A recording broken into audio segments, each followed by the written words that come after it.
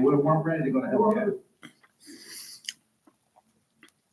Good morning, my Teaserking family. How's everybody today?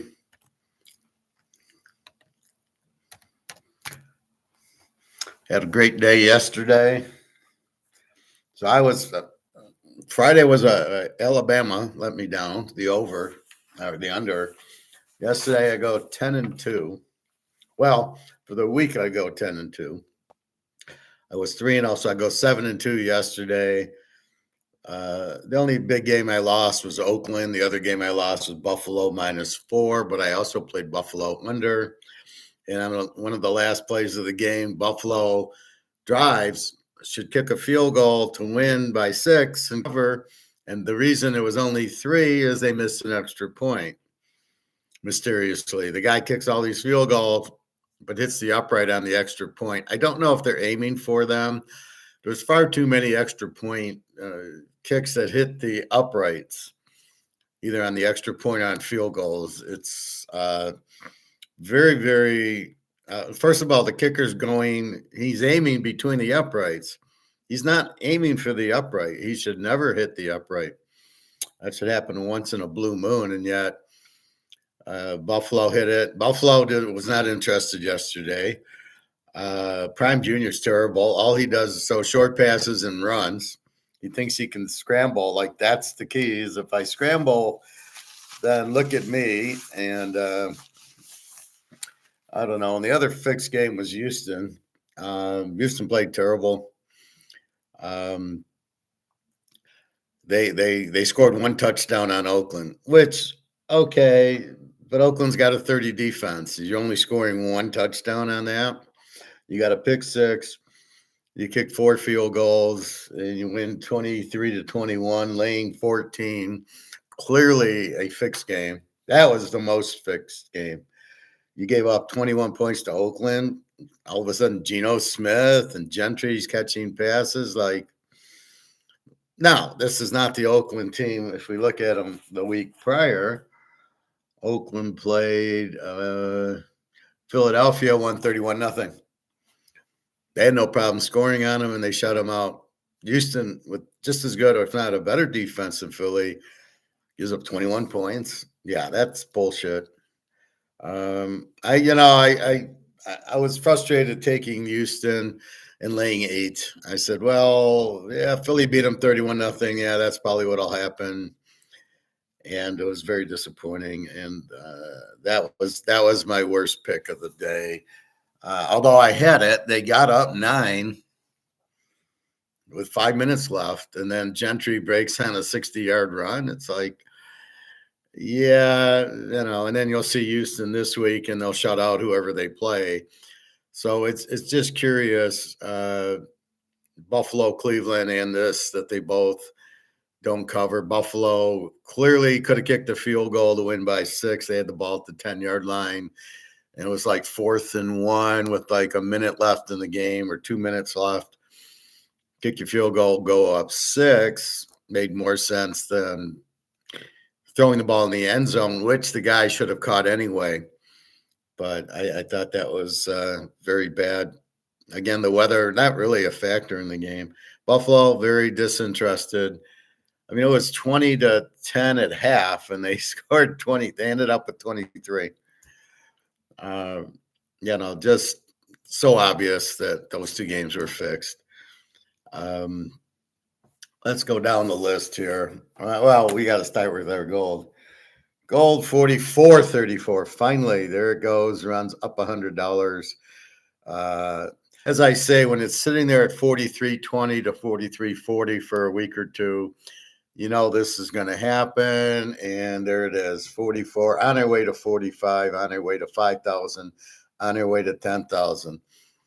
Now, I would think by the end, what do we got? Today's the 22nd. We got 9 days left, of which nothing on the weekend, and then we got to look at the other. So I'll say like 40, maybe 4,600 by the end of the year, on its way to 5,000 first quarter.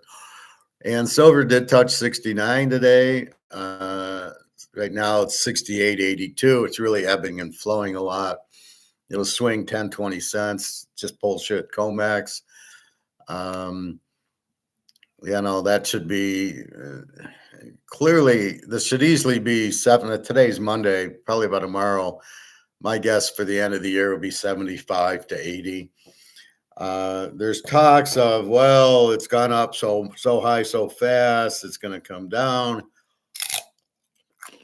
These are idiots that are chart people, mostly Keynesians, because they don't understand supply and demand. But that's what this is. These are idiots making these comments out of nowhere to really scare you.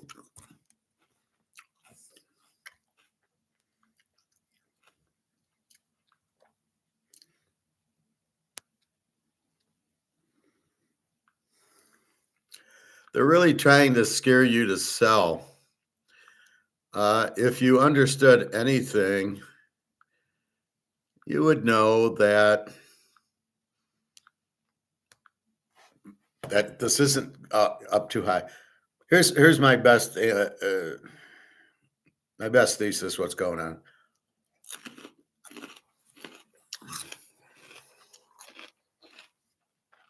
Sorry about that.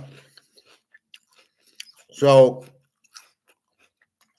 I need to get pita bread, so I'm eating veggies. So what happens is a stock, let's say Apple's valued at $100 a share, which is basically taking your income, dividing it by shares outstanding, and you come out with a price of, let's say, $100. So the book value is $100, but the stock ran from 100 to 200. That's a bubble, and that's overvalued, right? Because you should only pay $100 for a stock that's only worth $100. You shouldn't pay $200. But that's a stock. It's based on economics. It's based on people buying, increased revenue, increased sales, cut costs. Are you going to increase sales, cost cut, and then are you going to raise prices? And if you do, the price will probably, sales will drop. So you're looking at future stocks are future sales, which will lead to hopefully higher income, net income, which then leads to a higher stock price. Oh, the company is more valuable. But when it runs, as I said, from 100 to 200, that's a bubble. That's overvalued. It's not worth 200. It's worth 100. But what do we have here? This, we don't know what the value is, but it's much higher than obviously here it's 44.30. So now the value is 44.30. But that's not the real value. That's the COMEX paper value.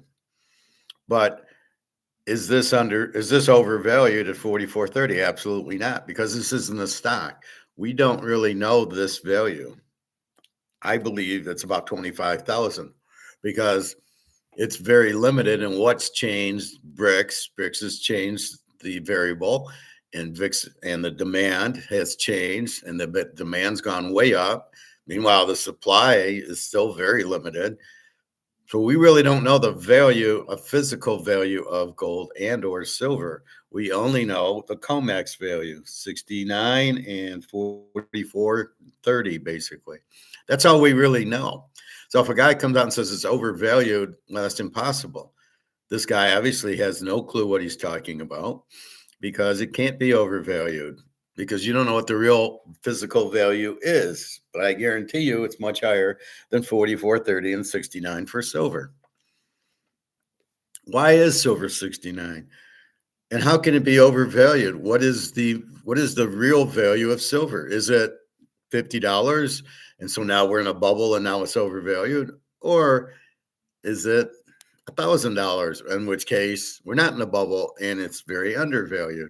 Well, I guarantee you, with the paper suppression and they're printing, and it's a paper options, and they're printing more ounces than exist, we are not overvalued.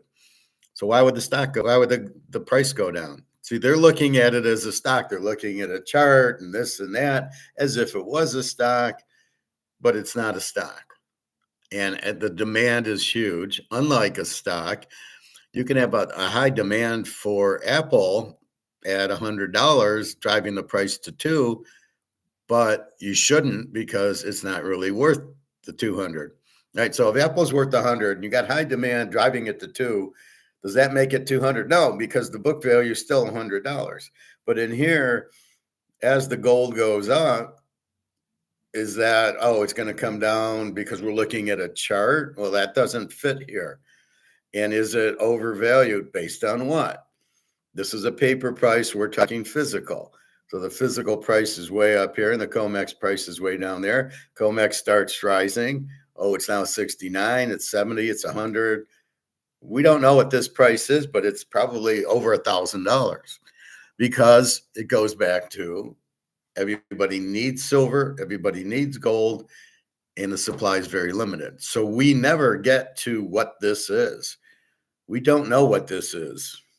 And it cannot be overvalued because in the physical world, it's very limited. In the paper world, it's suppressed and it's not very limited. So if we're talking physical gold and silver, the price is a joke. This 44.30 is a joke. It's at least, I'm going to guess 25,000, and the silver price is at least 1,000, if not 2,500. But again, we don't know what that total is because we've never been there, because it's never been allowed because of the price fixing by JP Morgan. So with the price fixing, everybody looks at a chart of paper, gold and silver. They're not even in the right district. This is not paper. Does this look like a paper coin to you, or does this look like a physical coin? Yeah, it looks like a physical coin. You have no idea the price of it. So anybody saying it's overvalued, it's gone up too fast, too high, they're fucking idiots, basically, put it bluntly. They have no business talking about it. They're trying to scare you to sell because they want to buy, I guess, even though that won't lower the price. As I said, if we all sold all the silver and gold we had, the price would still be 69 and 44.30, because this price is based on COMEX contracts, not on our buying or selling any physical gold. This is not a physical price. So buying and selling doesn't do anything. The buying is when you buy the options, but we know the physical gold and silver is a lot more. So COMEX is ending because they don't have any physical. The ETFs, we don't give a fuck about. You stay away from anything like that because that's a Ponzi scheme. They're not real. They don't have physical. If you're in an ETF, you're not buying physical gold and silver, you're buying paper, and they're scamming you. This Sprout and this other Rick Rude and everybody are scamming you because they're saying, oh, it's based on the physical price of silver. There is no physical price of silver and gold. You're looking at a paper price. So that's it. Profit, good morning. Well, it didn't hit a new record high. You're, again, confused paper with physical. In the physical world we talk about, it is not close to its high. In the paper world that you're now bringing up, it has, but we don't really give a fuck about that because we are dealing with physical gold. This seems to be the biggest problem. Like if you look at these videos on YouTube where the people are talking alligator, and I wrote some nasty comments to alligator that he's an idiot and he doesn't know what he's talking about. And I went over that yesterday with you guys, where he's basically doesn't understand inflation, doesn't understand the gold price. It's the dollar going down, not gold going up. That's got to be the stupidest comment I've ever heard in my life. How can we take this guy serious when he misses the easiest point of economics? High demand, low supply, high price. You're telling me the price isn't going up from demand? If you're that stupid, what are you doing? So Egon sends me an email, not me, but I'm in the email distribution from Egon. And they're saying, oh, we got Alligator McLeod, who's now one of our consultants or whatever. And I said, you better get a new consultant. This guy does not understand what you're talking about. It's an embarrassment. But anyway, Profit, understand, this is the physical price. This is the paper price, not the physical price. So your little bars are worth 10 times what you think they're worth. I mean, they're easily probably 20,000.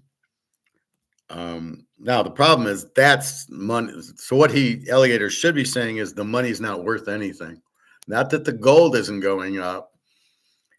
The money has no value. The money's lost 99%, probably really 100%. People don't know it, so they just, you go to the grocery store, yeah, you're going to use, it's cute when they say, we don't take paper money, but we'll take the credit cards, electric money. What's the difference?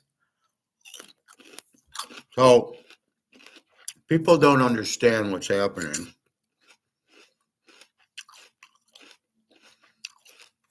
So nobody knows the dollar's worth nothing but us, our class, right? Maybe Egon does, but certainly not Alistair McLeod. So you don't really know what's happening. Therefore, it's ridiculous. But you have paper prices you're quoting, and you're trying to say, look at a graph or something. Just shows you how stupid these guys really are. Now, in Austrian economics, we know all about Say's law.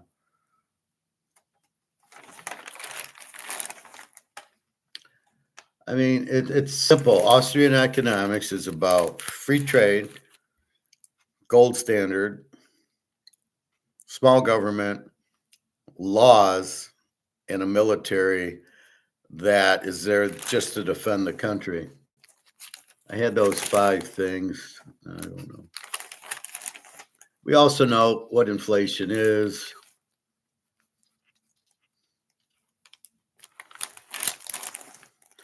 We know that you can't have corrupt politicians, which we have. Where are my 5 things? Oh, God. Oh, here. Okay. Basically, private property, free trade, written constitution means a rule of law, no inflation, low taxes, and little government. So you got to have solid money, good laws, low taxes, low government, and free trade. That's what Austrian economics is, not what this idiot said the other on his. There was no Mark McGuire, and this is if we don't have it, we don't have free trade, we don't have limited government, nobody's paying attention to the laws, and the money is not backed by gold. So basically, we're fucked all the way around. That's all you really need to know. And then you start buying gold and silver. What is the ratio of paper to physical? We have no idea. No, it's not 10 to 1. It's probably 1,000 to 1. Because they print all these contracts.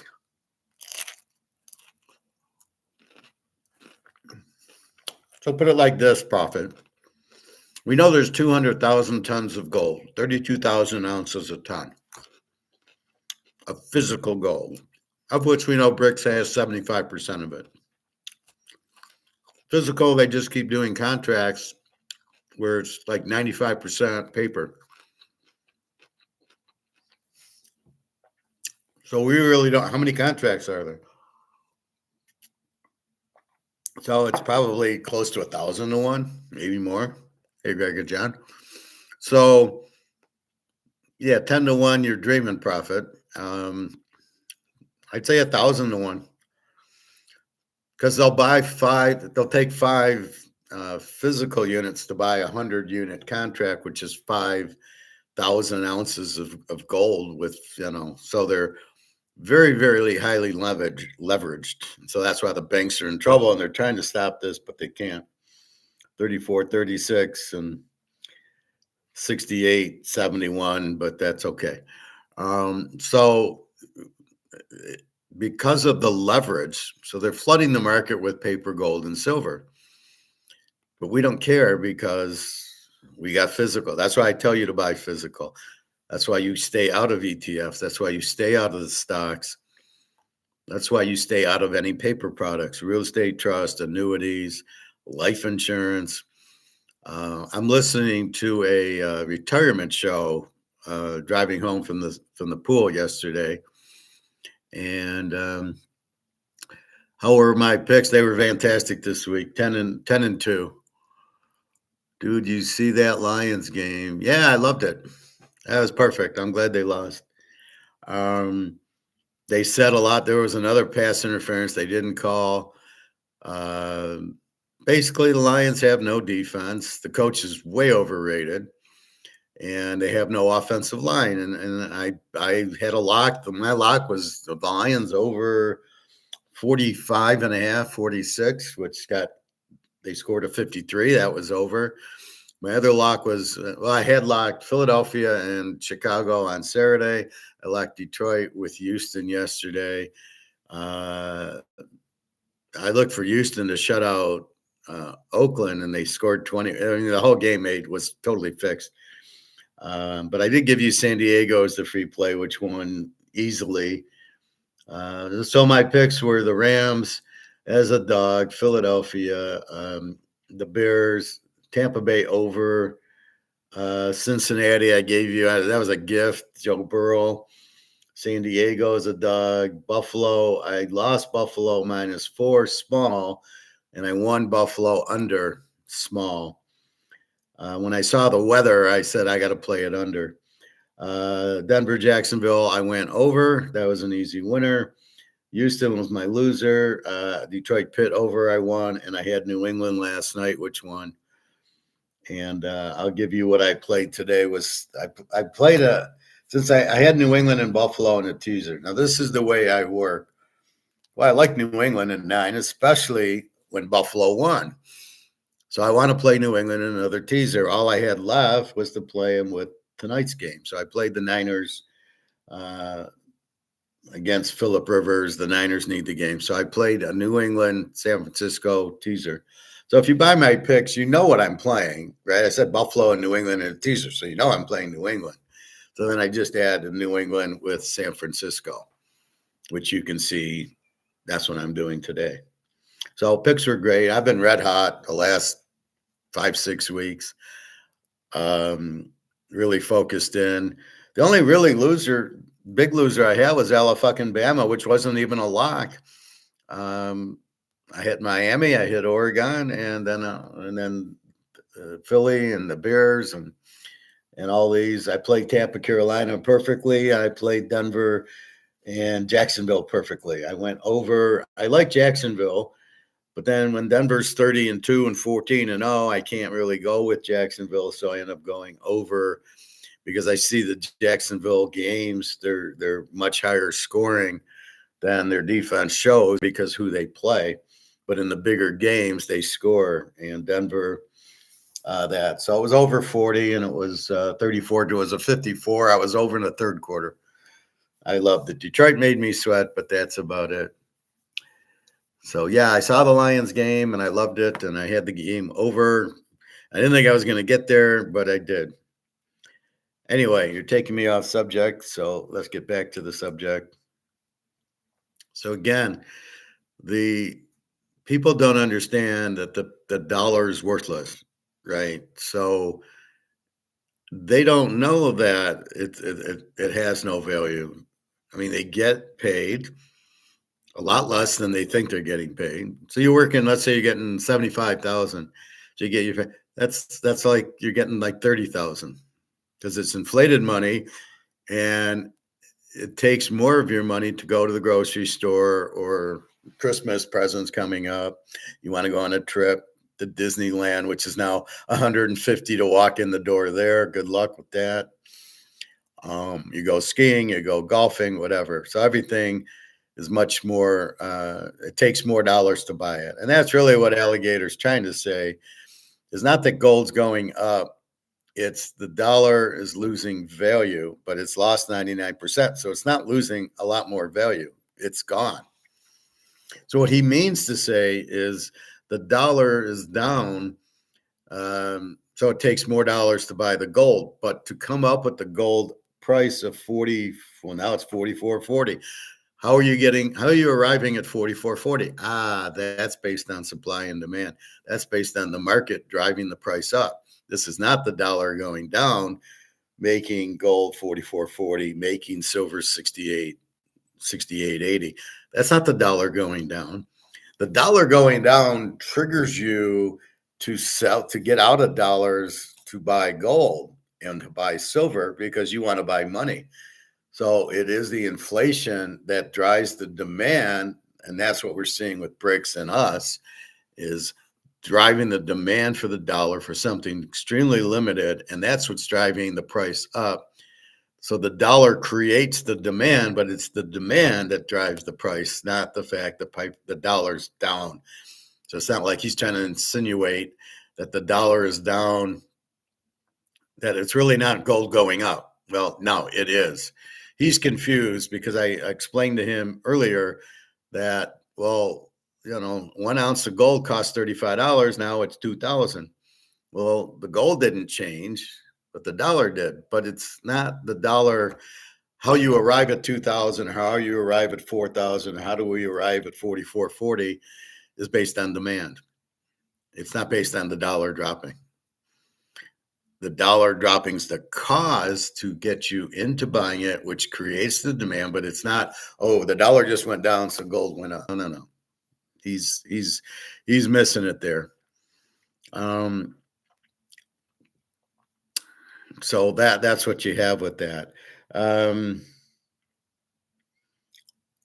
Let's see. So anyway, so that's the thesis, right? It's not the dollar creates the demand, and the demand creates the price. That's what people are willing to buy it for, is 44.40 and 68.70.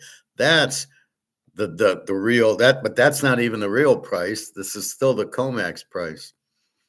When we get to a physical market, we'll see it by, you'll see easily $40,000 gold, and you'll probably see maybe all the way up to 5,000 silver, because that ratio, now the ratio is irrelevant because it's controlled by COMEX.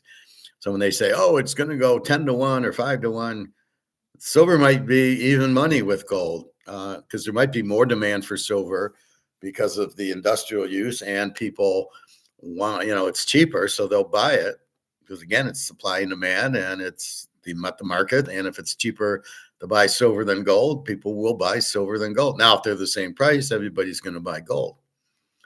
That's the key to it. So that's what he gets wrong. And then he's saying, the other thing he gets wrong, oh, inflation's going to be higher next year. No, inflation's thousands of percentage. You don't percent inflation.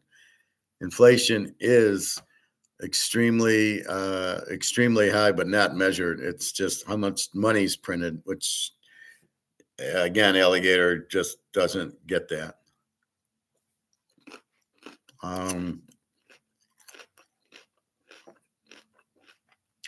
Anyway, he says,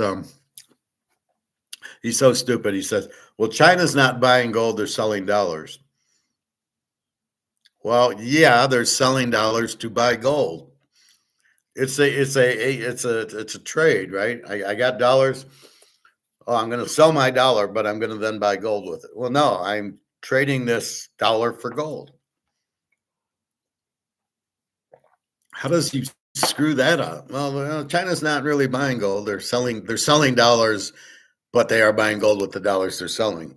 So all these treasuries are coming back. Nobody wants them. Everybody realizes the dollar's worthless. China, Russia, India, Saudi doesn't want dollars for oil anymore. And Latin America, Africa's going gold back. So all the other world knows of gold, how valuable it is. And the U.S. is trying to suppress it to say we're the reserve currency, which, big whippy. If you print it to death, it's still worthless. You don't get a prize because it's the reserve currency. You have no gold in Fort Knox. If you did, show it, use it, raise the price, and pay down your debt. Oh, no, we're not going to pay the debt down. Oh, so then we're a bankrupt country. Okay, sounds really good.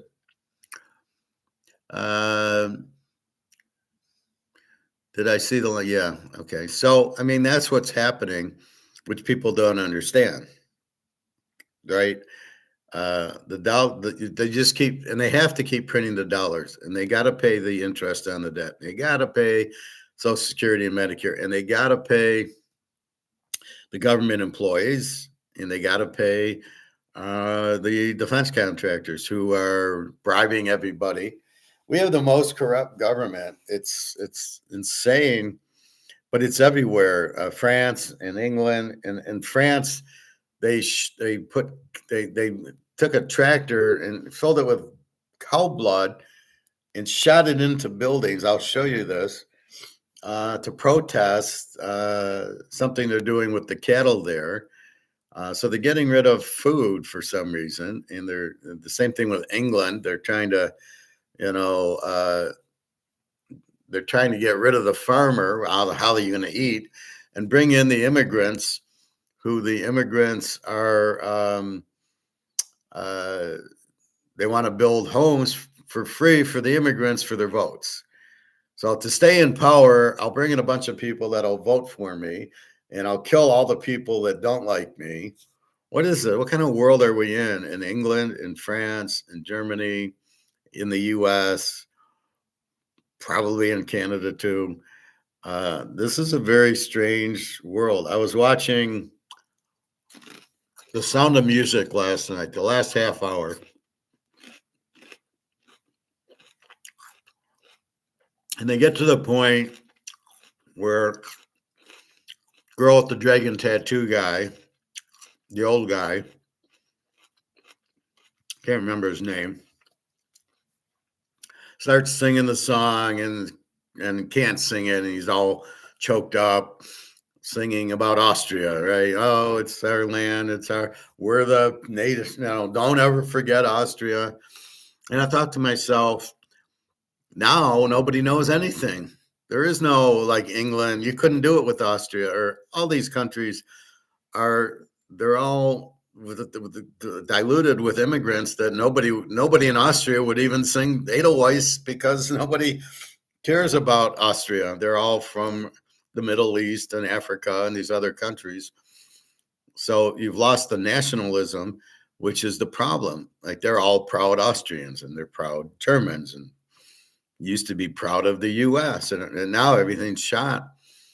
Nobody here gives a shit. Nobody in Europe, half of them don't give a shit. The farmers do because they're going to lose their money. So there's English, and then there's these immigrants, and they're all living in England. And the guy in charge wants the immigrants because they'll vote for him. This is how screwed up it is. You're not there. You're there to serve the people. You're not there to stay in for the power and to bring in people who will vote for you. How did we get so far off? And this is every country. This is happening here. I mean, it's crazy. We brought in Trump to get peace in Ukraine and control the dollar and everything. He hasn't done shit. Oh, I could get into the Ukraine war in a day. Yeah, it's going to be a year, and you still have no clue. That's a great movie. Yeah, I like the movie. It's nice and kind of, pure. But of course, they bring in the Nazis. If you want to make a great movie back then, you made it about the Nazis. So they got to escape the Nazis. I mean, where does that come in? It's a musical, and yet the ending is the Nazis are coming. We got to escape it, and then oh, by the way, we're gonna walk how many miles to go to Switzerland? Right now, had they completed the film, what would have happened is they had no food and water. They all would have starved. But let's say it was only a few miles to where they were going in Switzerland. How are they going to get work? And by the way, the Nazis would have been waiting for them there as they knew they were going to Switzerland. So would he have actually escaped? In Switzerland, the Nazis would have been looking for him. So, cute ending, but not realistic because they didn't have any food and they got 5 kids to feed, like the guy in Total Recall. So I'm not buying it. But you enjoyed the movie. The singing was nice. I mean, you miss movies like that now. And Julie Andrews was good. And then there was I still can't think of the guy's name. The father. I don't. He's in Girl with the tattoo, with the dragon tattoo. So I love that movie. I watch that all the time. Die Hard 3 again last night.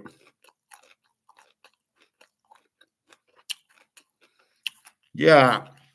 Well, there's on YouTube, there's Die Hard 3. It's not on my Netflix. Netflix is a waste.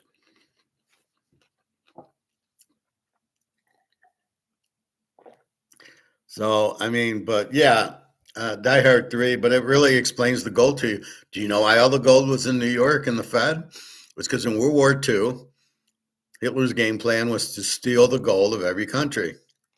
That was World War II. So he goes into Czechoslovakia and Poland, steals their gold.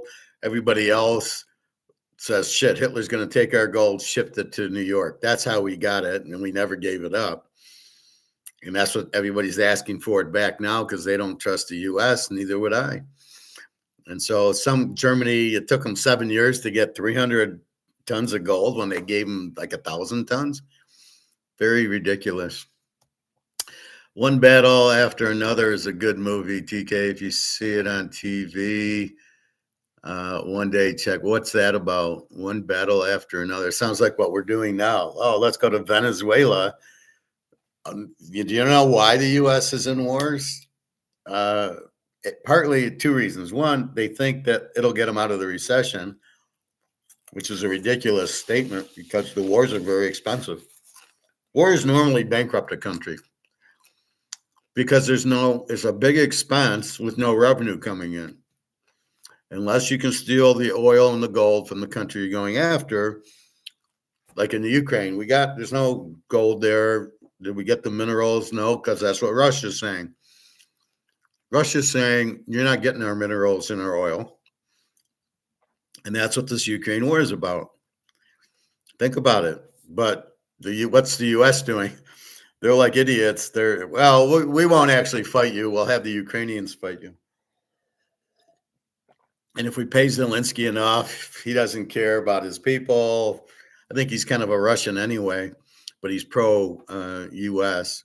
So he's slaughtering his own people. Sounds like one of the Roman, like Nero or somebody, or Caligula. I mean, how these people get into power, it's a joke, and it's not even real. So you got to be careful there. But yeah, this is the problem that we're facing now. So, of course, all the dollars are worthless. So the best thing is to opt out and buy a bunch of gold and silver as you can and just sit back and stay away and don't get caught up in it and all this other, oh, you're talked against us, we're going to throw you in jail. I mean, it's not free speech anymore. Like I said, in The Sound of Music, at least it was Austria at the end and Edelweiss at the end.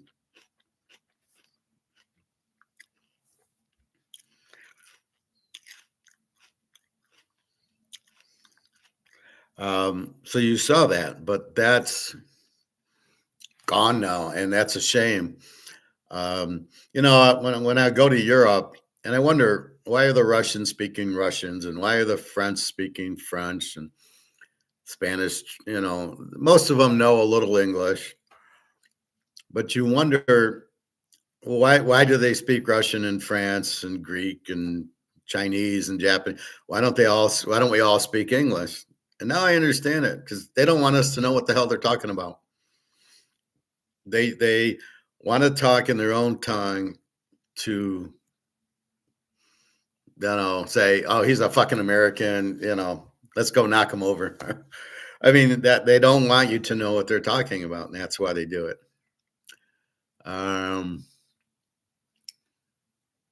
Profit breaking into the Federal Reserve was so easy.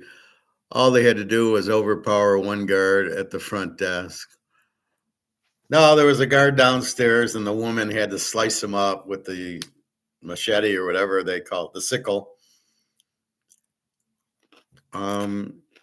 Yeah, there's no security. I didn't understand why they kept Samuel L. Jackson in the movie. I didn't understand why he was in the movie at all. It made no sense. The ending made no sense. They should have got away with it easily. And I'm sure the Canadian government didn't want Bruce Willis there and the Americans. Why would they want that? Yeah, if I stole all that gold, I wouldn't be stopping at a truck stop. Right? I'd keep driving, or however they were going to take it. Probably load it on a plane, and off they go. Which is what they should have done. Was drove to the nearest airfield there and loaded it, and then took it back to Germany.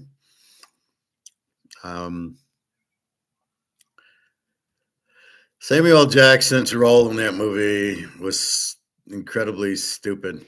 It made zero sense. I don't like the guy. I hate him when he does these Capital One commercials or he's in a movie. And I'll tell you what I'm really getting tired of are these Quentin Tarantino movies. I can't watch them anymore.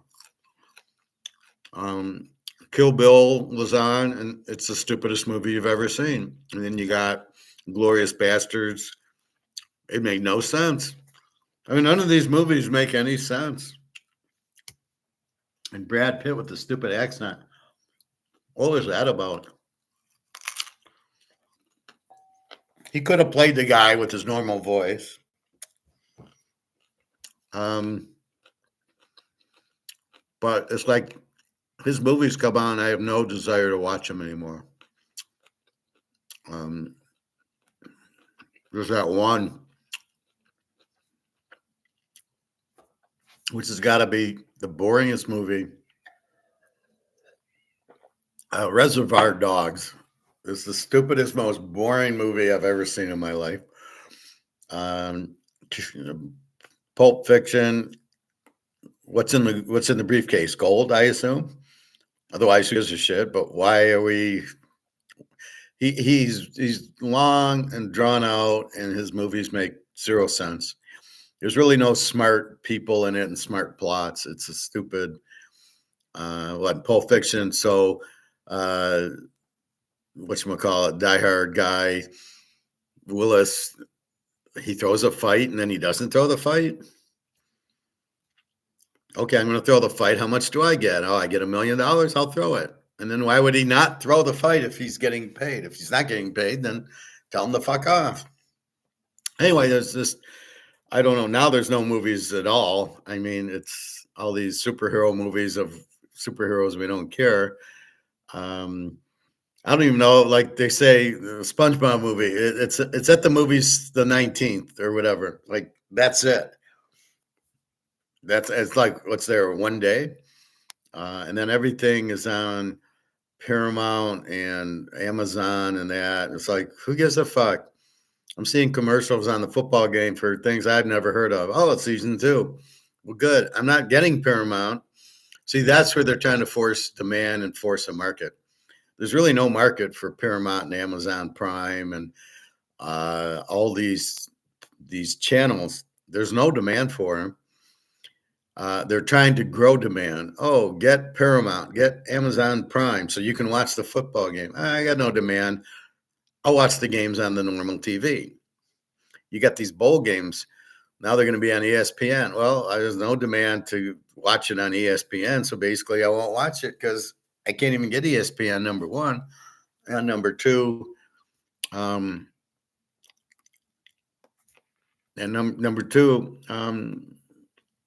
where's the demand? I'm going to buy these channels. What idiot puts it on ESPN that you got to then pay for it to watch the games? What idiot's coming up with that? If I have a product, I want to give it I want to promote it free. As many people, so let's say we own a shoe store or golf. Let's own a golf store. We want everybody to come in the store. We don't, well, no, you got to pay to come in the store. Yeah, we'll have nobody in the store. You want everybody to come in and buy. What's the point of ESPN? It kills your advertising because your viewers got to be way down. Now, most cable come with ESPN. I have Roku, so it's an app, but because I have Spectre, cable, they don't carry ESPN, so there's nothing. I can't get it. Even it's free, but I can't get it because they don't carry it. So I'm not watching your game.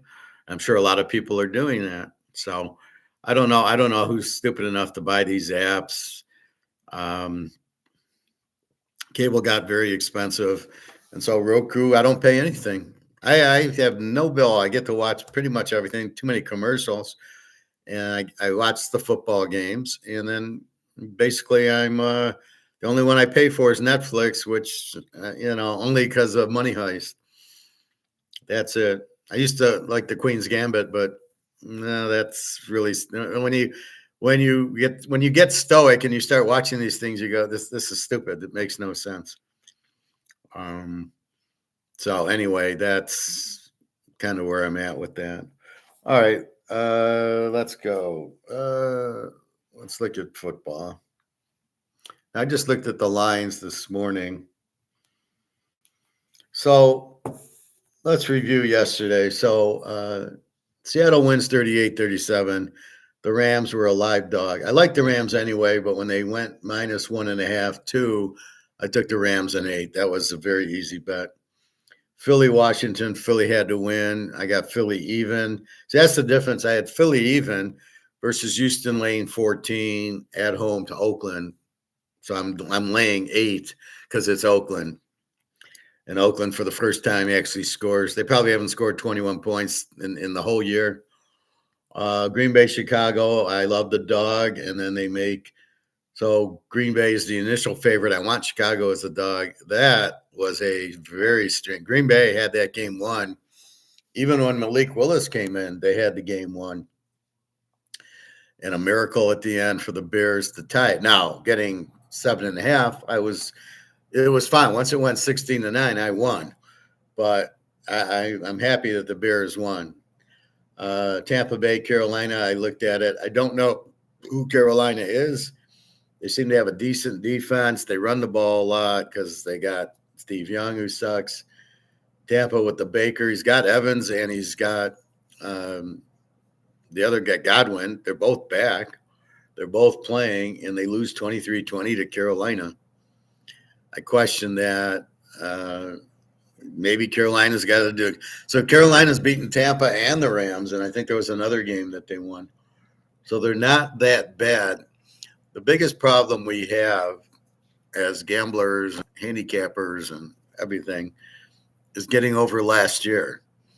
The Lions are not 15-2. Kansas City is not 16-1.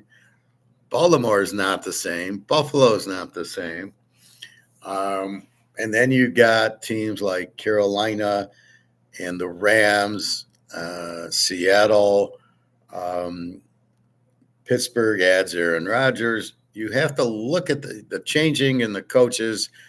I noticed at Indiana, at Jacksonville, there was one other. Carolina changed coaches, and they're running like the Lions offense. They're running more wide open little dipsy doos and stuff like that. And so the teams, there's 7-8 new coaches every year. And if they bring in the right guy, you've got to pay attention. Now, most of them suck. Look at the Raiders with Coach Pete, and they're the one team you thought would do very well. But that's the problem. So that's where you got to adjust, and which is why I'm very successful as I track the teasers. And now, Jacksonville strong in a teaser, and San Diego with Harbaugh is good, and Carolina, we're paying attention to them. So I didn't take Tampa +3, which would have been a push. I instead took the game over 39, which was a joke. And that's really what you got to look at is forget last year. There's a few teams you can look at it, but look at the Bears get a new coach. Look at them. The Packers have their old coach.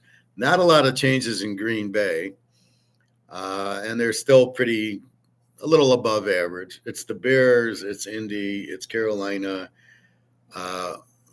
we're Jacksonville, and you've got to look at it. Houston, my God, their offense terrible. One touchdown on Oakland with the 30 defense. What are you going to do?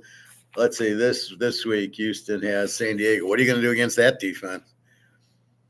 Oh my God! So this is the biggest hurdle we have. It's sort of like dating girls. You date a girl and you really like her and you're comfortable with her. You date her for a few years, then you see some other girl and she's attractive, and so you maybe break up with the first girl to go to the second girl, but she's not the same. She's maybe not as friendly, not, oh, well, my other girl didn't care that I bet football and played poker, but she does. And so you get different chemistry and different characteristics. And that's what you have in football. You got all the different coaches coming in, which we don't know. Who knows? The offensive coordinator at Philly, and now he's at Jacksonville, and they're actually playing well, and they're playing good defense. So Trevor Lawrence still sucks, and Bryce Young still sucks. Daniel Jones still sucks, but they run a different offense that's more running and short passes. So even an idiot like those three quarterbacks can be successful. All right. So Minnesota, the Giants. Minnesota wins 16-13. Again, the Giants with the 30 defense, and this is why I do it. Minnesota should have scored a hell of a lot more than 16. The Jets in New Orleans. The Jets' Z team, 32 defense, and New Orleans wins 29-6. That went the way it should have. The Jets only get 6 points. Again, it's Cook. Brady Cook couldn't handle. Now New Orleans has a pretty good defense, so it wasn't. That score is really not surprising at all. Cincinnati, Miami, I just love that one. Joe Burrow, after the way he played Baltimore, was going to light up the shit Miami defense, and he lit them up. 45-21. See, there's always you can't just ignore Joe Burrow because he has a bad game. It's the next game.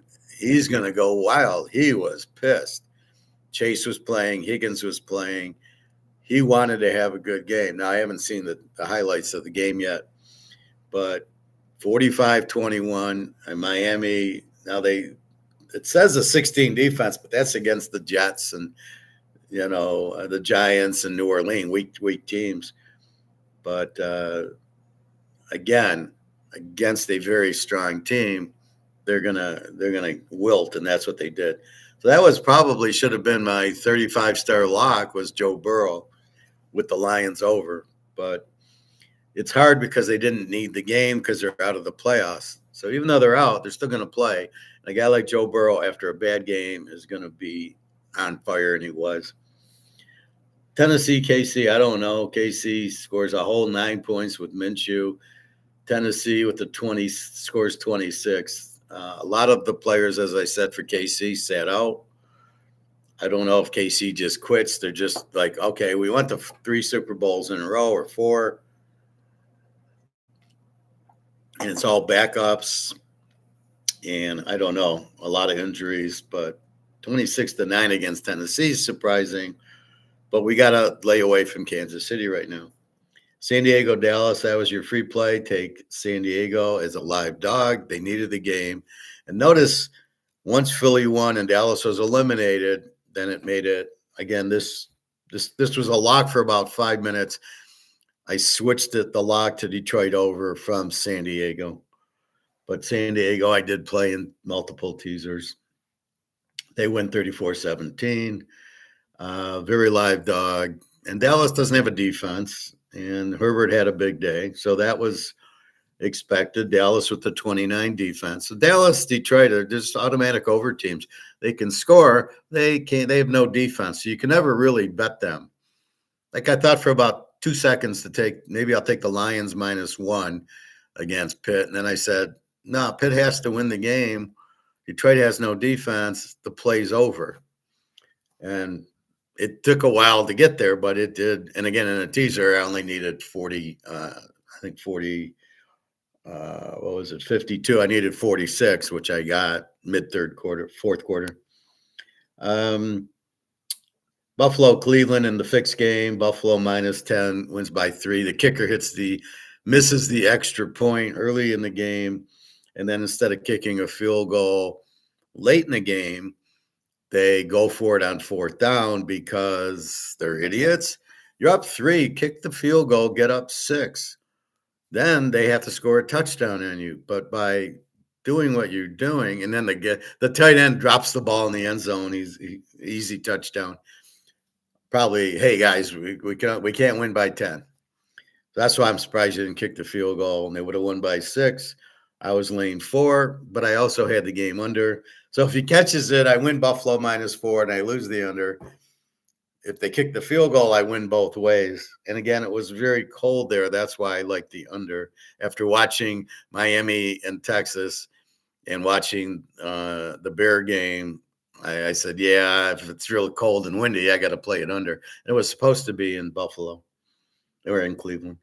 Atlanta 26-19 over Arizona. Arizona stinks. They're the Z team with the 34 defense. Kirk Cousins, as bad as he is, got it rolling. And if this is Penix, this is a lock -3. But here, 26-19. Jacksonville, Denver. Studying Jacksonville, they're a very good team. They're not the old Jacksonville. So I've caught up with Carolina. I've caught up with the Bears. I've caught up with Jacksonville. So notice I took the Bears over Green Bay. I took the over in the Carolina game, and I took the over in the Jacksonville game. So I've realized what's going on. That's why I don't have too many losing seasons. In fact, I've never had a complete losing season. Bad weeks, but because I catch on, this is my whole thesis. I catch on to Carolina's not that bad. Jacksonville, not that bad. Chicago, not that bad. Detroit, not that good as they were last year. Detroit would be a lot of bad teams. They'd score a lot, but wait, they lost their center and 2 guards. Their tackles have been injured, and Goff stinks, and their defense is terrible, and their safeties are out, and the secondary's hurt. So here comes Aaron Rodgers. What do you think he's going to do to them? And he didn't do that much. He did some, but there was 2 long touchdown runs by Pittsburgh Warren. I never heard of the guy. So that's the point. Are they this good or not? So Jacksonville, I figure is not bad this year. And then I looked at the scores, and they're pretty good scoring. They lose, but they're pretty good scoring team. So they happen to beat Denver. Not that anybody's due to lose. I mean, you're 14-0. I couldn't bet Jacksonville because of Denver, but I did go over 40, and it was 41 early 3rd quarter. So that was beautiful. Oakland and Houston, again, this was a fixed game. Houston did not show up. They scored 1 offensive. They got a pick 6 and 1 offensive touchdown against Oakland. They kept kicking field goals. CJ Stroud's terrible. I mean, this is Oakland. Oakland stinks. I mean, they're a Z team with the 29 defense, and you score 23, but you only get 1 touchdown, and you give up 21 to a team that can't score. They're a Z team. They score 15 points a game against one of the top defense. Jacksonville gives up 20. Houston, a 16 defense, gives up 21. Seattle, a 14 defense, gives up 37. Minnesota, a 19 defense, gives up 13. New Orleans, an 18 defense, gives up 6.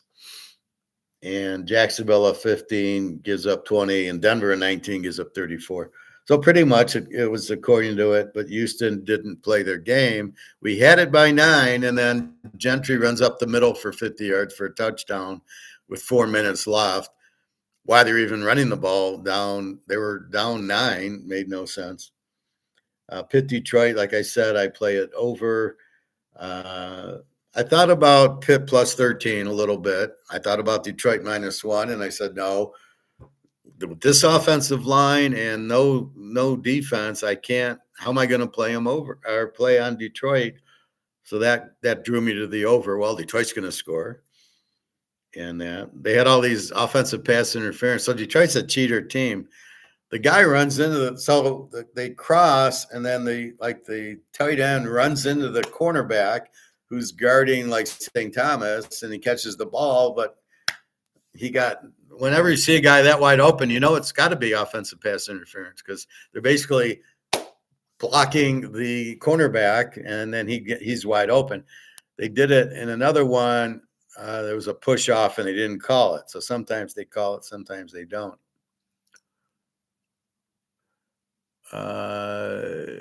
Gentry played good. They need an offensive line. Well, not against the best defense in the league. Apparently, their offensive line's fine. Gentry had his first big breakout game of the season. So does that make any sense? Against Houston? You're going to break out against Houston. Really? Okay. TK Raiders might get number 1 pick. Well, not if they keep playing like this. I mean, the Raiders don't know what they're doing. I mean, they're playing. They shouldn't be playing like this. Gentry shouldn't even be out there, right? Talking about not getting the guy hurt. Him and Brock Bowers should not be playing. What if you won 2 games, 3 games, So I don't know if they're going to get the number 1 pick, but I think the Giants are going for that. Or the JETSs looks like.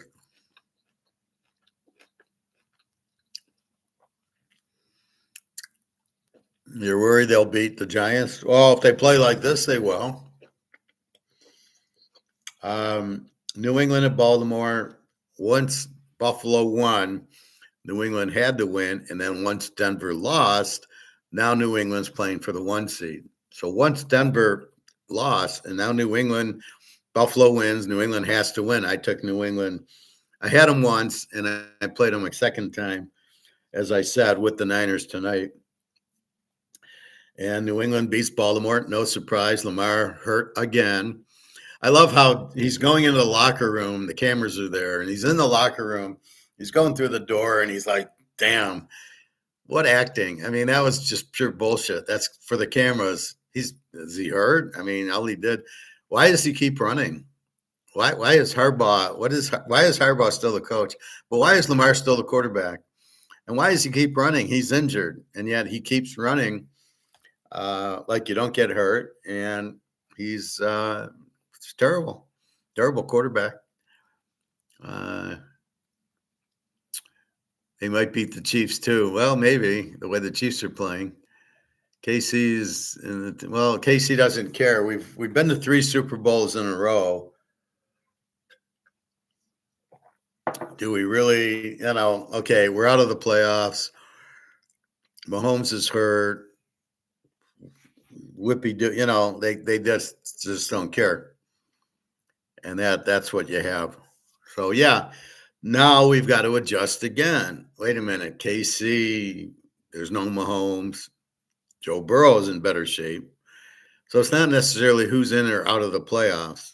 Now, you do have going after the number 1 pick on one side and who's going after the number 1 seed.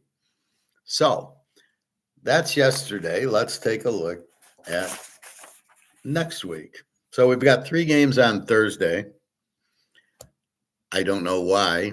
So you've got 3 games on Thanksgiving, and now you've got 3 games on Christmas on a Thursday.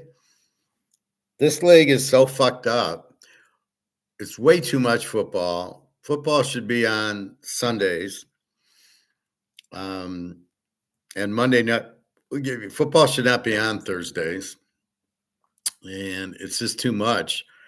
And you're killing the players because you're playing 17 games over 18 weeks, plus playoffs for some of these teams. These guys are getting injured. Your rules are incredibly bad. This is the worst rules I've ever seen. This is the worst refereeing I ever seen. I was watching the Lion game, and then I was watching New England game, and I thought it was the worst refereeing I've ever. They're making terrible calls. And it's not only their bad calls, they're making them at the wrong time. There's one where the guy touches somebody and they call it, but it's 4th and 20. You're bailing out the team. You can't be making that call, regardless if it's interference or there was a holding call where he touched the guy's left shoulder. What game was that? And it was the Lion game. They bailed out the Lions. It's 4th and 10. He throws the pass. It's incomplete. They call pass interference. No, you don't call pass interference. Did it really bother him? No.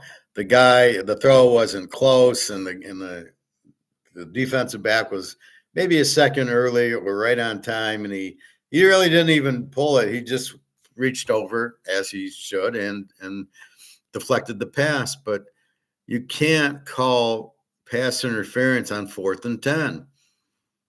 That's you can't. You got to eat that. It's up to them to make the catch, not get bailed out. The refs are doing way too much bailing out. I think it's because the TV this way it draws it. If it's over, then they take a knee, and but they want viewers longer, so they make the penalty, and then now they're driving for the winning touchdown.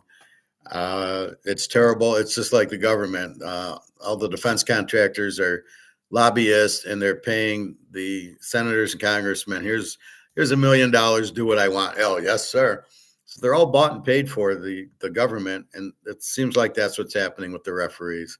The TV is bought and paid the referees and say, okay, we need at the right time call pass interference or roughing the passer. Oh my God, that is insane how badly that's called. Well, you tackle. What am I supposed to do? What am I supposed to, two hands? Maybe it should be two-hand touch on the quarterback. Well, no, it fell too hard on him. Fuck it. This is football. What do you mean I fell too hard on him? This is absolutely trying to avoid the injury, and yet you're fucking the games up. Because what we're watching is bullshit, right? The guy sacks the quarterback. You're like, well, what kind of penalty is it? Maybe do a 5-yard penalty where, okay, and then what's this? Everything's an automatic first down. What is that? Just give him 5 yards, roughing the passer, and off you go. No, it's an automatic first down and 15 yards. Oh, and the guy barely landed on him. What are you doing? That's ridiculous.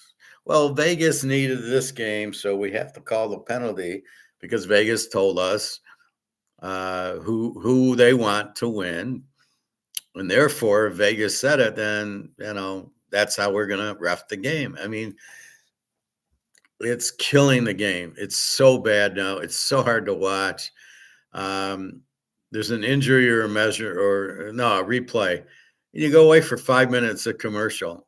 Like, what the fuck is that? It shouldn't be this complex. Either he got the feet in or he didn't. Then there was a play where the guy dragged his foot, but you couldn't tell if it was on the ground or above the ground. Oh, that was a catch. No, it wasn't. It wasn't close to a catch. The refs called it out of bounds. You couldn't tell if the foot hit the ground or didn't, and should have been an incompletion. There's too much bullshit.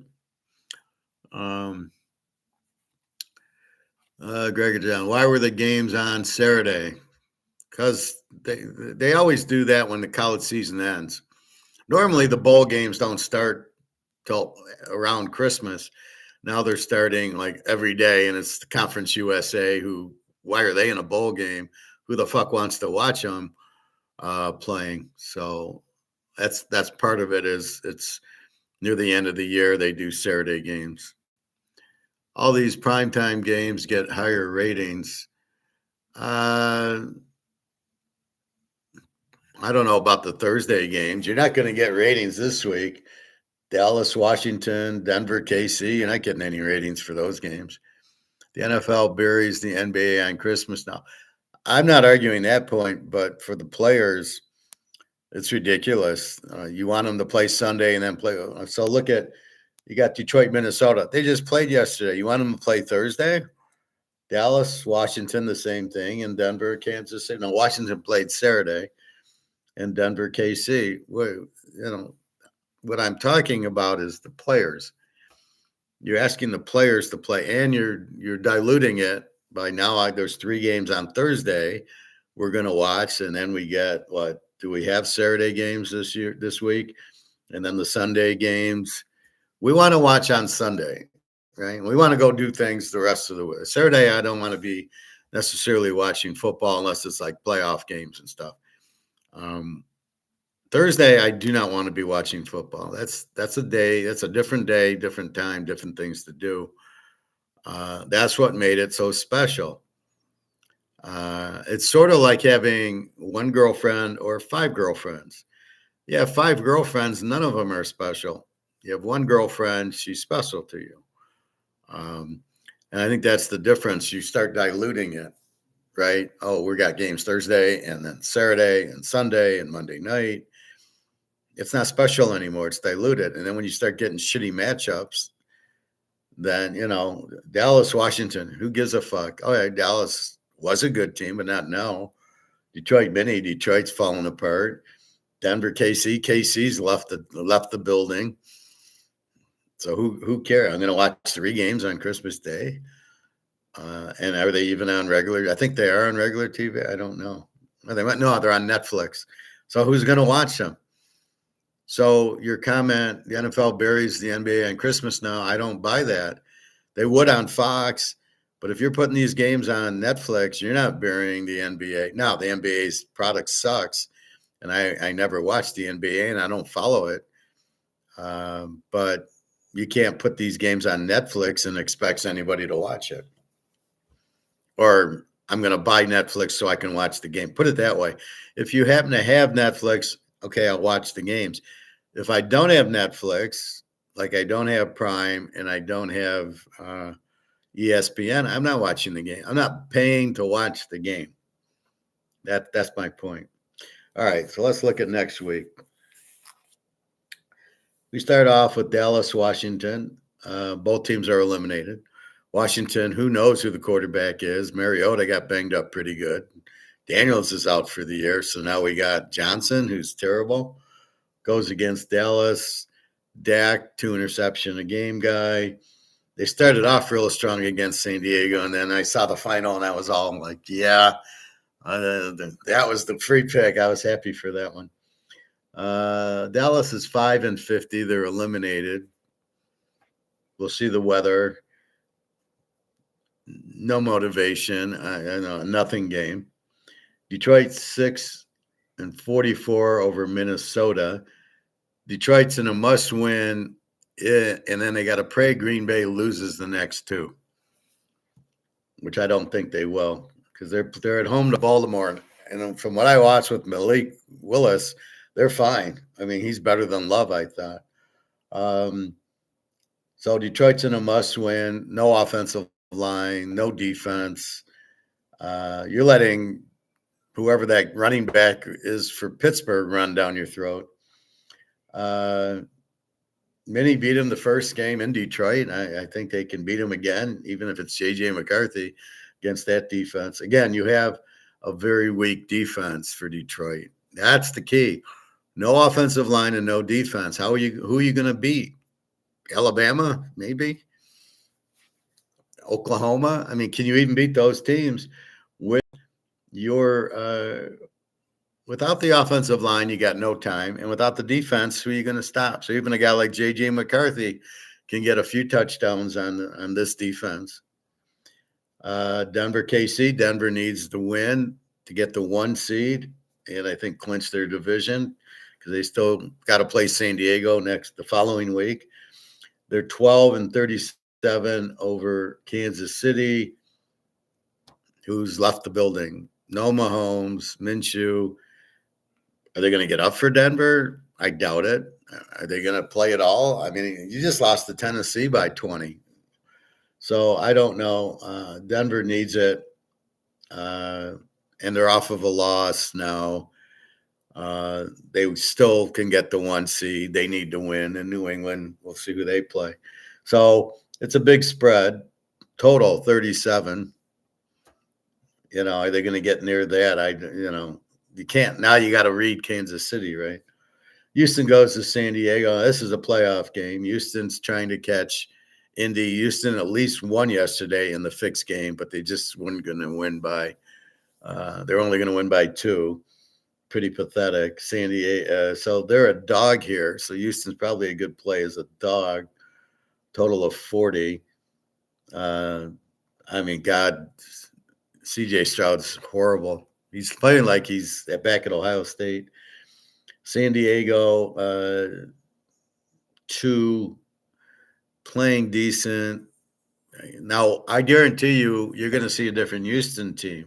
And this is where you got to throw out the Oakland game. Yeah, they didn't play well against it was Oakland. They didn't think they needed to. Here they know. See, when they're scared, they play better. They're going to be scared because they're playing San Diego. They weren't scared yesterday because they're playing Oakland, so they didn't give a shit. And you don't have a good enough quarterback to not give a shit. Your defense gave up 3 50-yard plays because Gentry got them twice, one with a pass and one with a run. But look for Houston to be more intense, understanding. Maybe some of the guys sat out for this game, but Houston's in a must-win, as in San Diego. Well, San Diego's in the playoffs. They're going for the 1 seed. They're going to try to win their division, so they got to win it. Where Houston's also trying to get to their division and clinch a wild card. So this is a very meaningful game. Baltimore, Green Bay. Baltimore is 2 games back of Pittsburgh with 2 games to go. And one of the games, I believe, is at Pittsburgh. So Baltimore has to win this game and then beat Pitt, and I think it's a tie, and maybe they win the tiebreaker. I'm not sure. They can't get a wild card. Green Bay is playing for their life. They just lost to the Bears, but they dominated the Bears. How they lost that game, the coach is an idiot, right?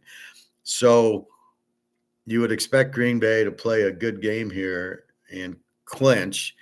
If they lose both games, then and the Lions win both, which ain't going to happen. Then the Lions win the wild card and Green Bay's out. So Green Bay, this is must win. They're at home.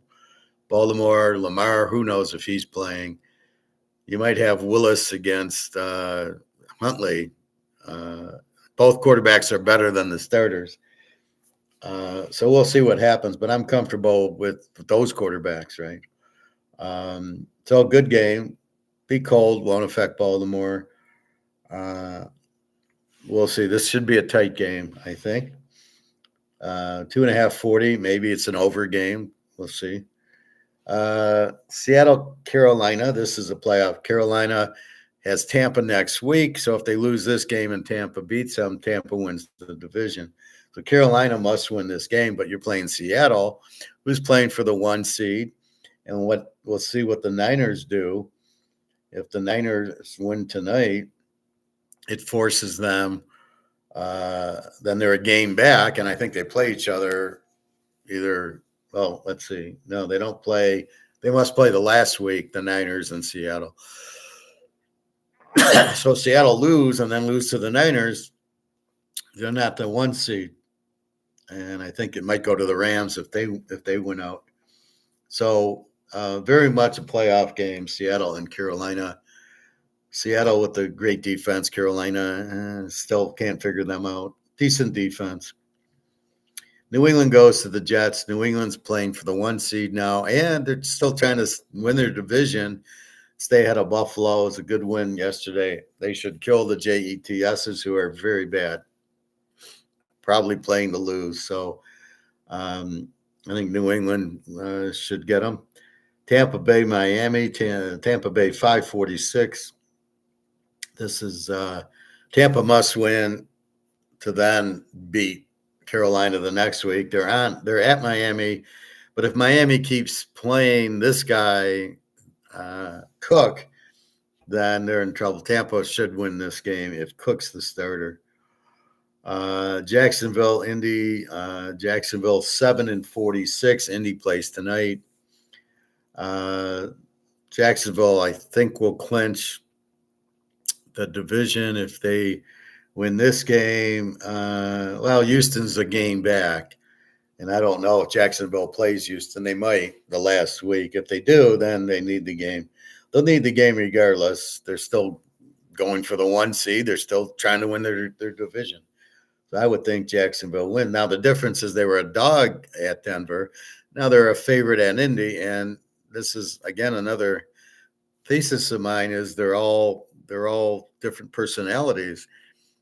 Jacksonville's a road dog's one thing. Jacksonville's a road favorite. Are they any good as a road favorite? So it's a totally different. Look at Houston yesterday. They were playing Oakland. Well, who gives a shit? And here you got Jacksonville at Indy. And how strong is Indy going to be with Phillip Rivers? New Orleans, Tennessee, who cares? New Orleans 3-40.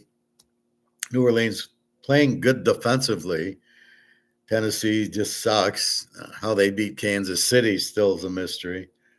Pitt at Cleveland. Pitt must win the game, clinch the division, then they don't have to worry about the Baltimore game. Cleveland, Prime Jr.'s terrible. Watching the highlights, Prime Jr. either threw the ball for 2 yards on these little short screens or short passes, or he runs, thinking that running's the way to go. I'll run. That'll make me a good quarterback. And again, it's another one of these Tyler Shaws and other quarterbacks, Kyler Murray, who prefer to run, and they don't last in the league because when you get in the red zone, you're not running and you don't score. You got to use your receivers, which he's not going to do. So, Pitt, they just won at Detroit. They just beat Baltimore. Yeah. Rodgers is playing very well. DK Metcalf got baited. Some guy puts on a Pittsburgh T-shirt. So he walks over to say hi. And then the guy's really a Lion guy, and he starts bad-mouthing him. And he doesn't even push him. He doesn't even hit him. He just shoves his hand up. But, like, he missed. It's like wrestling. He didn't hit him in the face. I don't think he made contact. But the guy was baiting him, and the guy's laughing after. Typical Lion fan, right? And I thought, and they're all, he'll get fined for that. No, well, he didn't do anything. He shouldn't. And then the other guy baited him. So if anything, the other guy should get thrown out and not DK Metcalf. So anyway, I don't know why you would go over and talk to a fan. I guess if it was a Steeler fan, it probably is a normal Packer fans, Steeler fans, Cowboy fans. They travel well. You'd probably say hi, I guess. Needs to be stoic, though, and you need to ignore the people. Arizona, Cincinnati, since it's 7:53. Look for Joe Burrow to have a big day here. This is a game that makes no sense to bet on, except for Joe Burrow, but Arizona is terrible. They've given up. Look for Cincinnati here. The Giants in Oakland, the game of the week. What are you kidding me? This is the problem with the league. Too many of this shit. The Giants are favored by 1.5, 42 at Oakland, which makes no sense. I don't know which Oakland team shows up, the one that's played the first 14 weeks or 15 weeks or the one that played yesterday. The Giants, I don't know. Maybe they win, maybe they don't. Again, who gives a fuck? They're playing the Giants. It's a stupid game. Why would you play Oakland and the Giants? Philadelphia goes to Buffalo in a good game.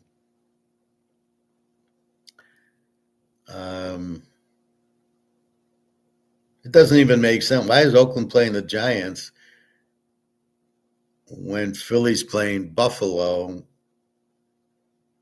Yeah, I'll forget it. Buffalo is 345. Phillies clinched their division. They lost 3 in a row. Now they won 2. I don't look at them to fall down. They've had their problems. I think they're going to play. Buffalo, a good home team.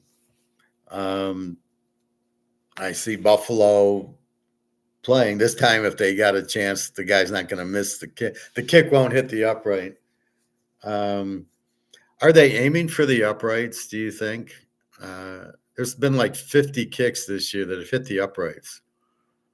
And I almost think they're aiming for the uprights. Like, I don't know if it makes it more or less that they're fixing the game or whatever than that. When I'm laying 3, if he makes the extra point, they win by 4. It's a push. How do you miss but then he's kicking field goals. It's crazy. So I think this is probably a dog game.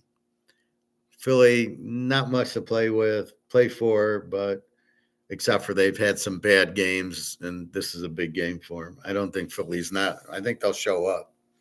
Buffalo needs it to catch New England, who plays the Jets probably early on Sunday. And this is the 4:00 game on Sunday. This isn't even the Sunday night game. Surprising. So this should be a war. Philly could win. I think. I think they still play. That's the issue.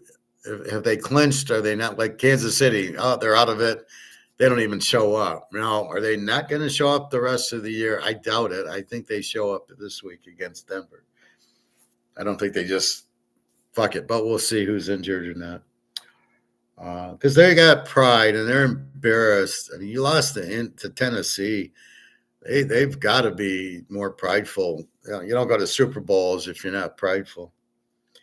All right, Chicago goes to the Niners. The Niners 350. Well, we got to wait for tonight's game if there's anybody that gets injured before we can really look at this game. The Bears have clinched the playoff spot, clinched the division with the win. Prophet, why do you think the K-ball is different than the regular game ball? It is. I don't know. Why do I think? I just think it's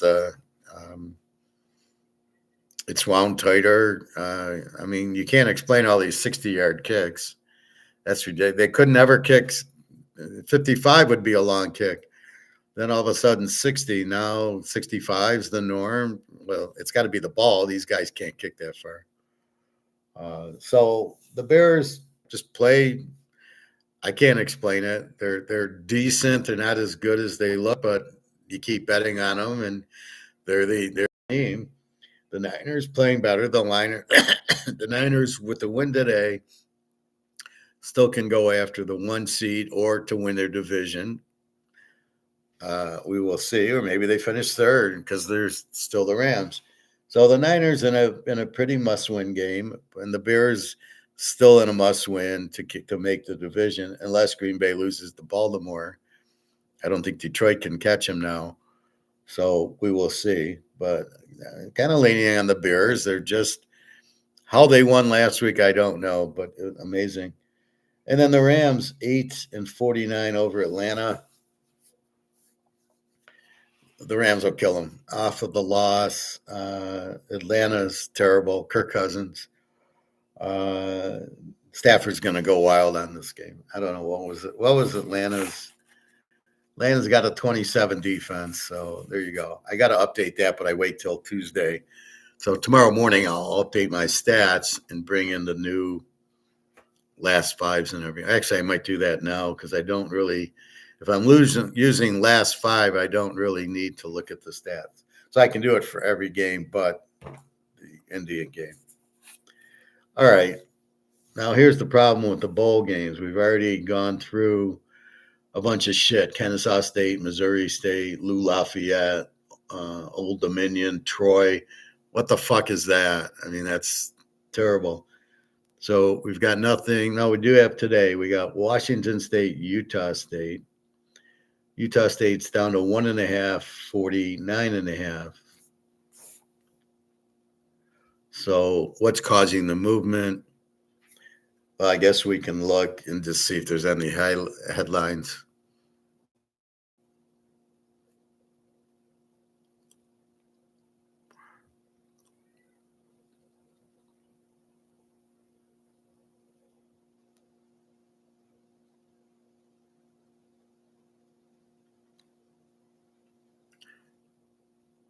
Washington State battles Utah State in the famous Idaho Bowl. Okay, so this is going to be cold weather. And that shouldn't bother Washington State or Utah State. Despite another catechism, Cougars hoping to mash Aggies and Idaho Potato Bowl. How long did that take to say that? Washington State prediction. Who gives a fuck about your prediction?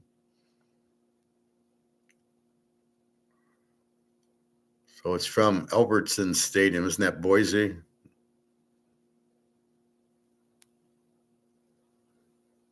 Brian Barnes was the Utah quarterback, is now the Utah State quarterback. Eckhouse, the Washington State quarterback. 1.5, 49.5. Washington State only gets 21 points a game, where Utah State gets 31.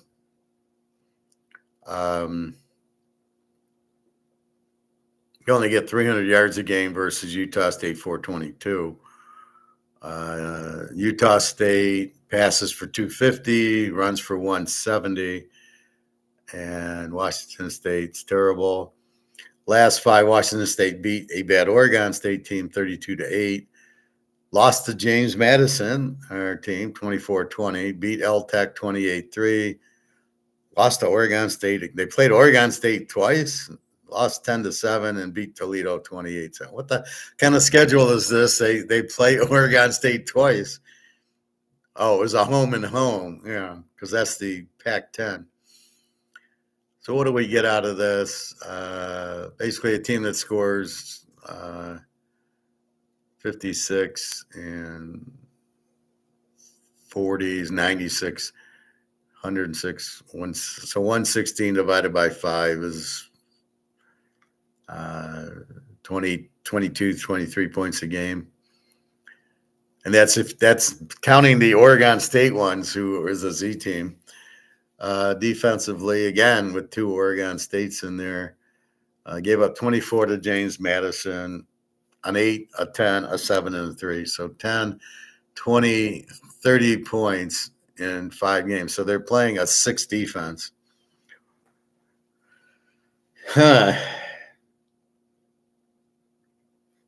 But against very weak competition. Utah State scores a ton, 40 and 50, 90, 120, 145. So they're scoring just about 28 points a game. I got Utah State as an over team with the 28 defense. Let's see what it really is the last 5. 50, 80, and 41-20 divided by 5 is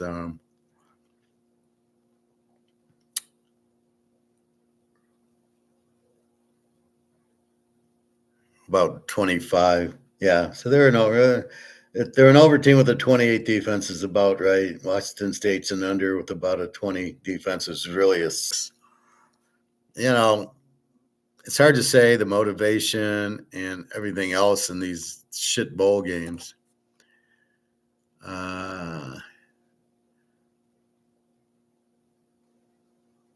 There are magnets in the pole and the ball, but then why don't all the kicks hit the thing? All right. How long is it going to be before there is a weekly Friday night NFL game? I don't know. I think it's going to be a while. If you start doing that, it deletes your Thursday game and it hurts your Sunday game and it hurts your Monday night game. People can't watch Thursday, Friday, Sunday, Monday, and now Thursday, Friday, Saturday, Sunday, Monday.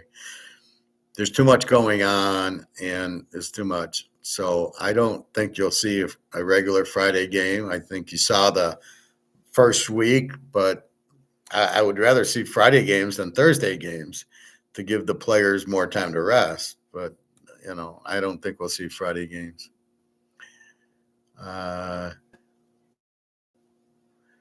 There are magnets in the poles and the ball. But again, if there are, now I kind of agree with that because you see how many balls hit the uprights. However, why not all of them? Because I saw a kick yesterday that it was close to almost hitting the post, but it didn't. So if there was a magnet there, it would have drawn it in. So I'm not sure I buy that. I just think the kickers are just aimed to kick at it as an excuse to miss the kick. They actually aim for the upright. Because these guys are pros. They should be able to put it anywhere they want.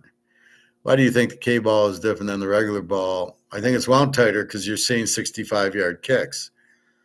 it's like golf. I mean, when Nicholas played, he'd hit the big drive would be 275, 280. Now everybody's hitting 350. Well, it ain't the same ball and it ain't the same driver. That's why. So I'm seeing you could never kick more than 55 yards before are now making 60, 65-yard kicks like it's a joke. Like the Houston, the guy kicked three like 50, 55-yard kicks like no problem. And that's where you're kind of going. And that's where I say these guys can nail the 55-yarder right between the post, and yet these extra points they're hitting the upright. Yeah, they're aiming for the upright. That's what I think. But you can see the ball probably wound different like the golf ball where these guys can kick the ball so far. It's got to be a different ball, right? The Jacksonville kicker hit a 73-yard field goal in pregame warm-up, and it cleared the uprights by a good 7 yards. Yeah, well, now keep in mind that's Mile High. So, yeah, the kicks should go further in Denver. They can turn on the electromagnets when needed. I don't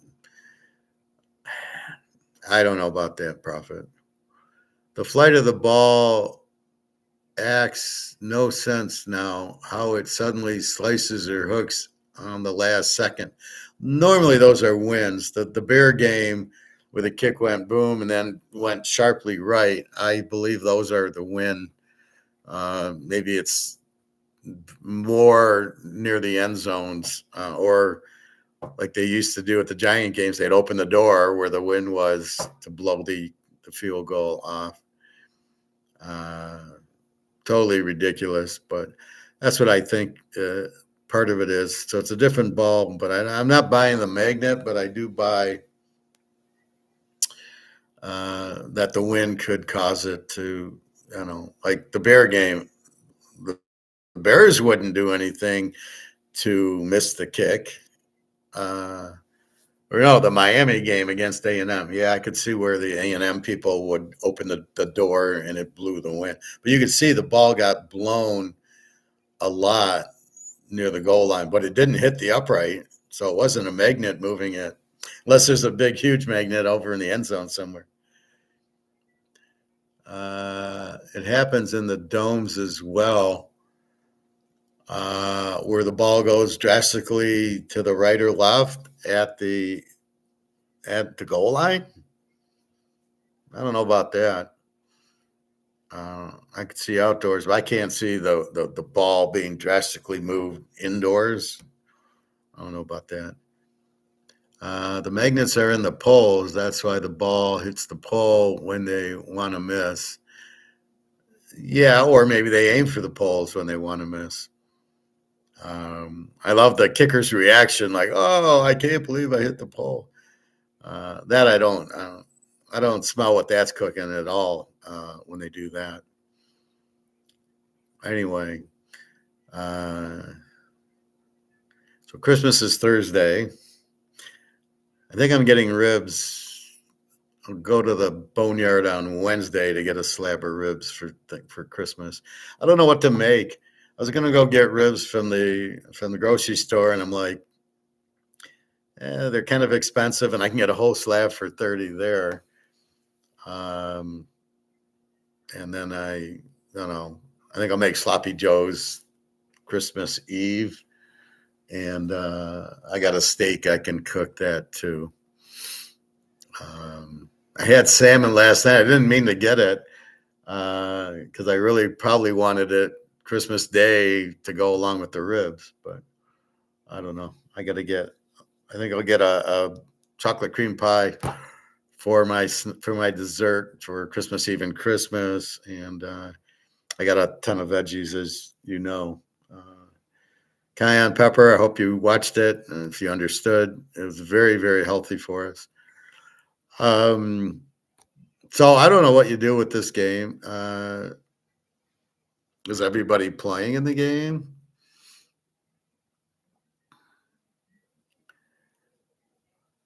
Based on Barnes, I think Utah.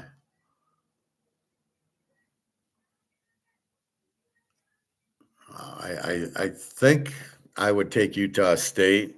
I haven't played this game. I took the Niners tonight, so I'm not really interested in this one.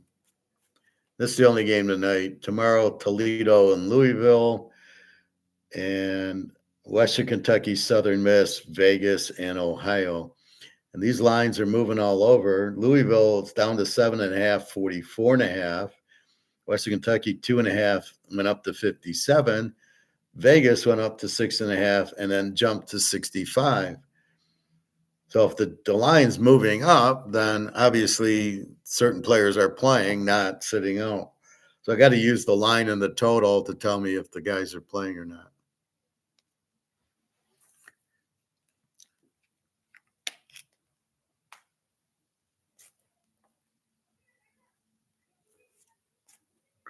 All right, just a second.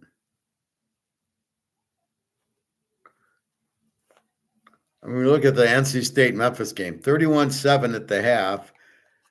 And they're bringing in their backups in the second half, and they don't score. What kind of crap is that? Very, very hard. I think the only games we can really focus on are the playoff games and maybe a few others. Utah, because Utah, the coach is leaving. So plays games like that, nobody's sitting out. The coach is leaving. Let me just say hi to D.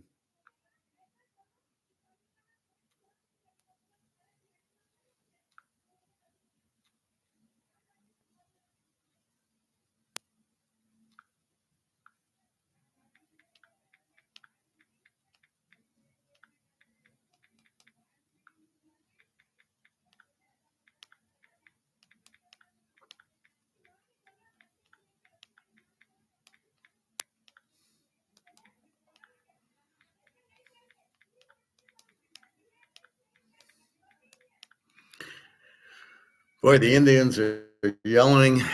They're my next door neighbors,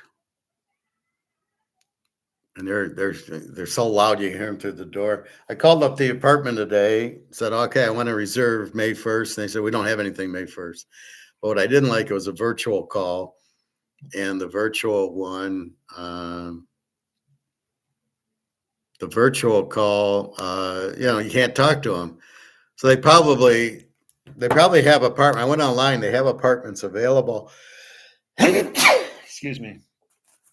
But it probably doesn't go far enough ahead.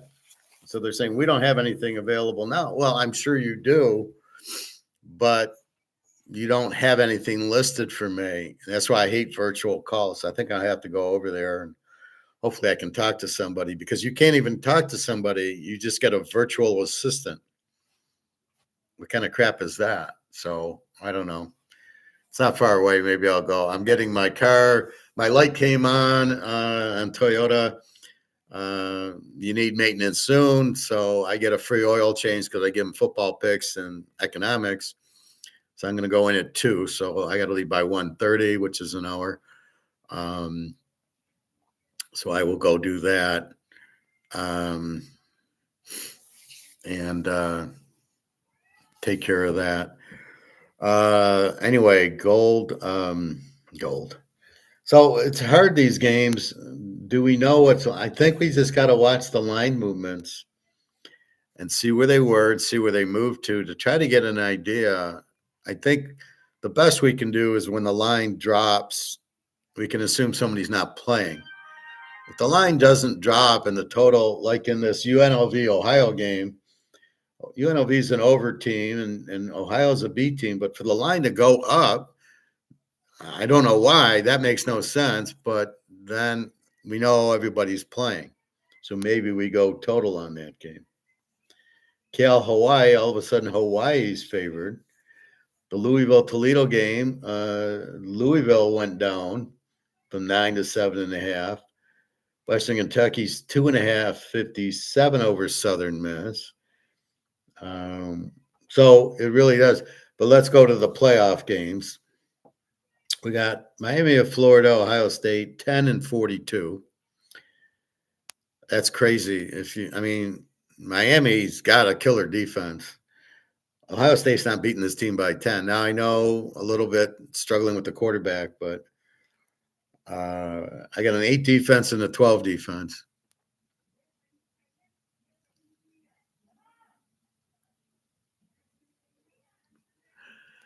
Well, the magnets, maybe they can be turned on. If the kicker wants to intentionally miss, he's going to make sure it's wide right off the bat. Yeah, I agree with that.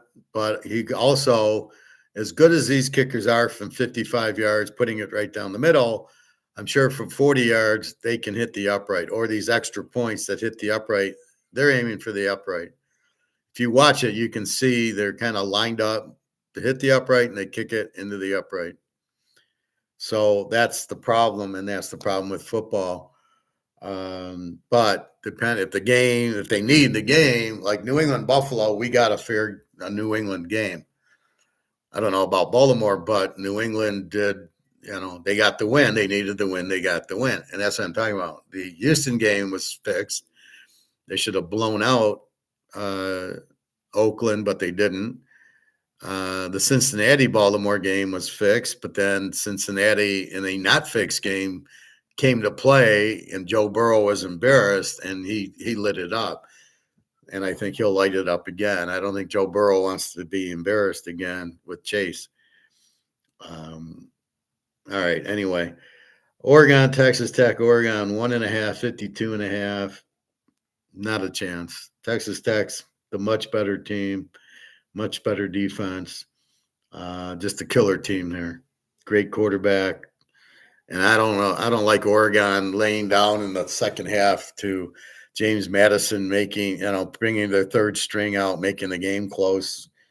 We don't need the stress, and it's a playoff game, so they're going to get what's coming to them. Indiana 7, 48.5 over Alabama.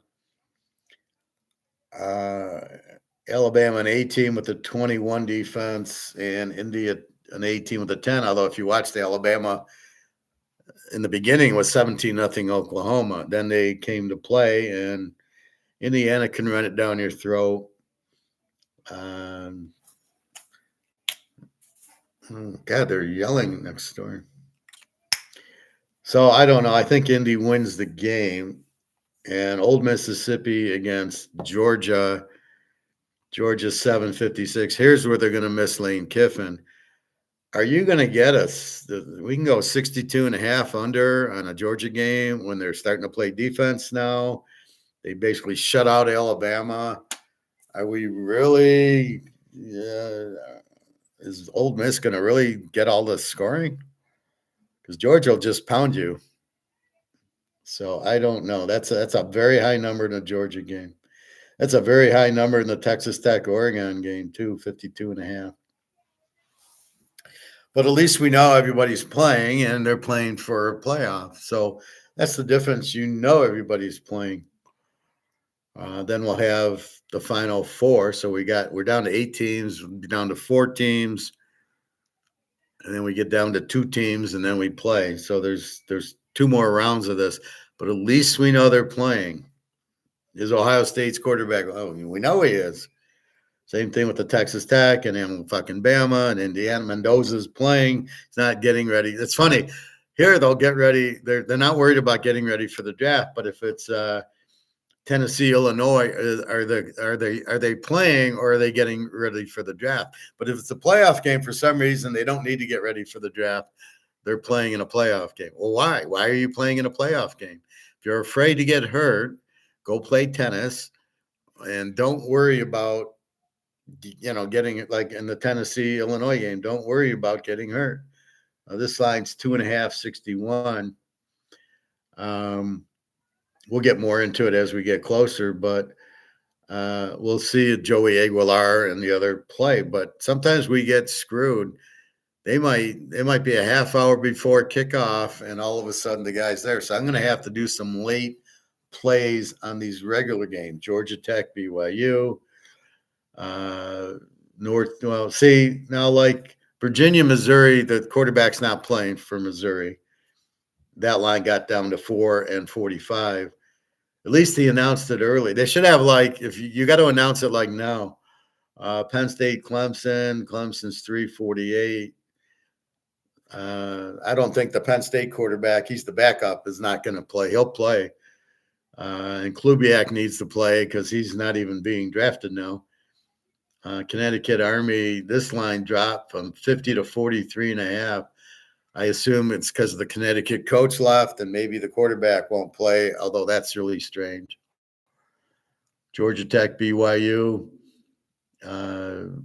Haynes King. I think the coach got an extension. Miami of Ohio, Fresno State. I would think everybody plays there. Although that line shot from 3.5 to 6. I can't imagine the Miami of Ohio quarterback sitting out. North Texas, San Diego State's a good game. Again, Virginia, Missouri. So we know the Missouri quarterback's out. We don't know about the Virginia quarterback. At this point, I would say no. Although the line dropped because of the Missouri guy. LSU and Houston. LSU's already benched their starter, so I'm sure the backup plays. I'm not sure who the coach is. And then Houston, they got a really good coach in Willie Fritz. So we will see on that one. Georgia Southern, App State, I think everybody plays. Coastal Carolina, L Tech, I would imagine these guys are trying to make an impression, will play. USC TCU, Maivia, is he going to play? And this is a game you almost got to wait till an hour before kickoff to post. So people buying my picks, just be leery of that. We're waiting on information. We don't want to get blindsided 20 minutes before kickoff. This guy's not playing. So I'll try to post and hope we don't get screwed if I post Tennessee, Illinois, and then, Joey Aguilar sitting out and they're like, fuck, are you kidding me? Iowa, Vandy, is Daggio playing? It's 5.5, 47. I think we'll know if Daggio doesn't play. Arizona State, Duke, Michigan, Texas. Michigan's got their problems with the coaches, and we'll see the freshman quarterback's playing because he's not getting ready for the pro. He's not going to sit out for the pros. He's a freshman. He's got 2 years left. Nebraska, Utah's coach last game. They're gonna play big. It's big Nebraska. I don't know what they do. Good defense. Quarterback is Rayola's transferred. The backup's a freshman. He's terrible. I think you can take Utah because of the coach leaving. They love the coach. He was there 20 years. And I got a feeling they're going to win for him. And that's it. Navy, Cincinnati, a big line movement. Since he was -4, Navy's now -7. So I assume Sorsby's not playing. I don't know why. I mean, I don't get it when these guys, I got to get ready for the pros. So I don't want to get hurt in an exhibition game. Well, go play tennis. Go play golf. I mean, what? I don't get it. I mean, this whole philosophy's gone out the window. Anyway, so what we know are the 4 playoff games. We can count on them playing. We figured out 3 of them. The Mississippi-Georgia game is the last one. So we'll pound those pretty hard, probably with NFL games, because we know who needs the game, and we can bet on like New England and the Bears and teams like that for now, once they clinch. So if the Bears beat the Niners, which is unlikely, but they could, what do we do against the Lions? They want to beat the Lions badly because the Lions beat them 51-20 or something. So that will be a game that the Bears want revenge on. And the coach definitely wants revenge. Which brings you to the Lions-Bears thing. How good is Dan Campbell? He fucked up the Super Bowl game when they're beating the Niners by 17, and he goes on 4th down twice, and they lose the game. That was a terrible coaching decision, right? Yeah, he's aggressive. There's a time you're aggressive, and there's a time you play to win. He does not play to win. He keeps playing aggressive. But on both of those plays, he threw the ball, not passing. So you're relying on golf, which is your first problem. And then secondly, so this is win the game, go to the Super Bowl. So you're kicking field goals when you can. The last thing you want to do is go for it and not make it. And then you gave the Niners momentum. And they went touchdown, touchdown, and the game was tied. Goodbye, your 17-point lead. Then you have a chance to tie the game late in the fourth quarter, and you go for fourth down again, which maybe best case scenario is you were going to kick the field goal a little closer. And again, you don't make it. And again, then they go up 10 and you lose. And last year they're 15-2. And they must get into a fight because the offensive coordinator doesn't show up against Washington. I mean, he's got Jameson Winston throwing passes as the wide receiver, who's a very fast wide receiver, not a quarterback.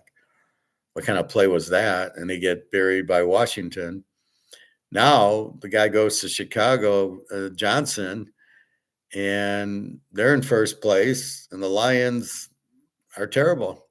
I don't think the Lions can win a game in the Big Ten. You thought the Lions said they're a very offensive biased team, but for that to work, you need the good line. Well, they lost the center and two guards. The left tackle from Ohio State, Taylor Decker, is hurt. He's not even playing half the time. So you got one tackle, and he's your right tackle, which is really weird. So you're trying to run the same offense without the offensive line, but he wants to keep throwing, and he's got no time, and Goff keeps getting sacked and throwing picks and stuff. But Ben Johnson's running it down the throat. He's got the line. It's his style of blocking, and he's taking it right to him. And he's got 11 wins with the fucking Bears, who were a last place team, a joke last year. And then, oh wait, the Lions now are 8-7, and they suck. I mean, they lost to Pitt at home. They should have lost to the Giants at home. So you're wondering how good a coach is Dan Campbell? How good a GM is the GM? Yeah, he had easy draft picks. First round pick of the running back, the first round pick of the receiver. Hutchinson was the first round pick, and the right tackle is the first round pick. Well, my mother could have made those picks. I mean, how hard is it in the first round to draft a running back or receiver? Hutchinson was a no-brainer, is number 2. Plus, he had nobody on the team. Whatchamacallit, the Ohio State defensive coordinator now, the guy from New England, was the coach, and he gutted the team, and they sucked. So he had no talent. So it wasn't hard to get talent because you had none. So anybody could come in and who's better than what they had. So they go to the playoffs. It was a fluke. Philip fell apart. Dallas fell apart. And they beat Tampa, and they beat the Rams in close games, and then go to the Niners. The next year, they lose in the first round. Okay, 15-2 with the easy schedule. This year, they got the tough schedule, and all of a sudden, they're 8-7. It can't beat a decent team. Pittsburgh's an average team, and they got killed by them. The Giants suck and had them on the ropes. So you wonder how good a coach he is. Now there's a lot of injuries. You wonder how good the GM is. So what you thought was they were good was like a fluke. That's like me winning the World Series of Poker because I get pocket aces and then 2 aces flop on the flop. I get 2 more aces. I'm a great poker player. Well, fuck, any idiot could have, I get 4 aces. Of course I'm going to win. We're assuming this is near the end and I'm all in and somebody calls me. But I mean, how much of it was skill and how much was a no-brainer? I get aces and aces flop, and anybody can win that hand. So you're wondering, Dan Campbell, he beat a lot of bad teams, and then to get into the playoffs, then 15-2, beat a lot of bad teams. This year he's got the good teams. He's 8-7.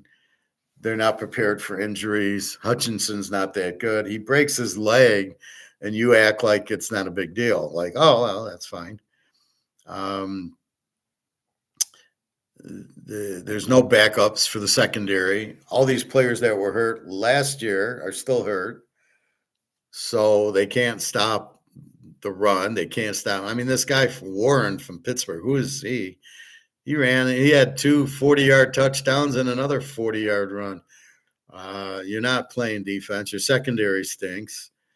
And you have no offensive line. And you're like, well, but they still want to run the same offense. And they still have a shit defense. Where's the replacement? Okay, Mr. Smarty Pants, GM, fix it. We see how he fixed it. He didn't fix it last year. He didn't do anything this year to fix it. Now again, you got Hutchinson's playing. What's your excuse? They're at 29 defense with Hutchinson. You lost your secondary. Where's your reserves? You should have 8, 9, 10 guys in your secondary on your team. The linebackers aren't very good, and your defensive line sucks. Even Hutchinson didn't recover from his broken leg, which why would you think he would? You don't break your leg and just recover. That's insane.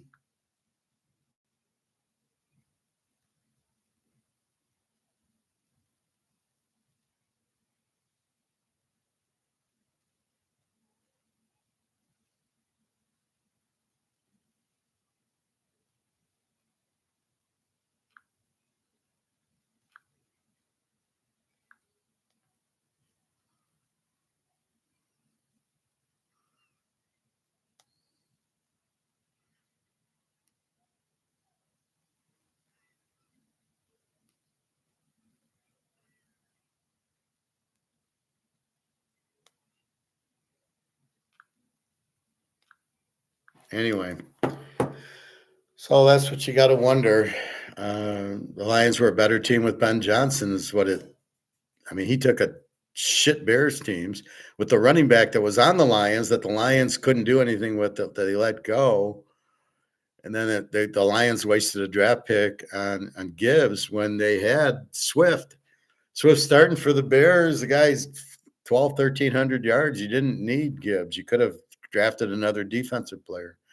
Instead of signing Hutchinson, you could have went after Hendrickson from Cincinnati. I can't afford it. Well, you couldn't afford to sign Hutchinson with his broken leg, assuming he's going to be the same. He's terrible now. So why didn't you just not pay him and then go get Hendrickson or the guy from Cleveland, Myles Garrett? Or you could have had Micah Parsons. Green Bay traded for him, so you could have made the trade. Or if you're really good, you could get some of these defensive players from Miami, from Ohio State, from Texas Tech. This is loaded with defense, this draft. So what I would be doing is trading Golf and trading some of these other players and getting 3-4 of these defensive players between Miami, Ohio State, and Ohio State, Miami, Texas Tech, and probably Georgia. You could probably get 5-6 real studs, and you'd have the best defense in the league because you don't win with Golf and these other guys. And you could probably pick up a good, quarterback in the making too. So I would be trading Golf or St. Thomas or the Gibbs. I would definitely be trading them to get these defensive players because you don't win with offense, as we see. You win with defense. You win with defense in every sport. I know there's one idiot at the radio station who thinks you win with offense. Yeah. Good luck, fella. How much money do you lose betting? So that's kind of how I look at it. So I got another 20 minutes or so. So we will see. Again, the key is being adjustable, variable, let's call it. So when I'm trying to fit my thesis down into this, what's the first thing in college? Tennessee, Illinois. Is everybody playing? Where's the game at? Who the fuck knows? What's the weather going to be like? That we can at least watch the line. The line's 61. Well, if the line doesn't move, okay, the weather's okay. Tennessee's 2.5. I don't know, but there's a start. If I go into the thing, it'll say starting line and that, so I can see where it moved.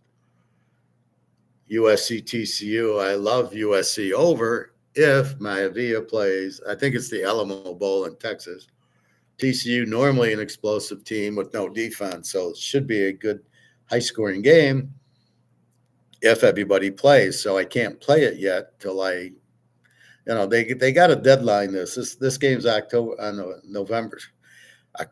This game's December 30th. It's a week away. These guys could bail anytime now. Iowa Vandy, is Daggio playing? Well, if he is, fine. If he's not, it's an under game. Total's 47, 5.5, 47. It's Iowa. Their defense, the defensive players play. So that's where we're at yet. I'll probably have.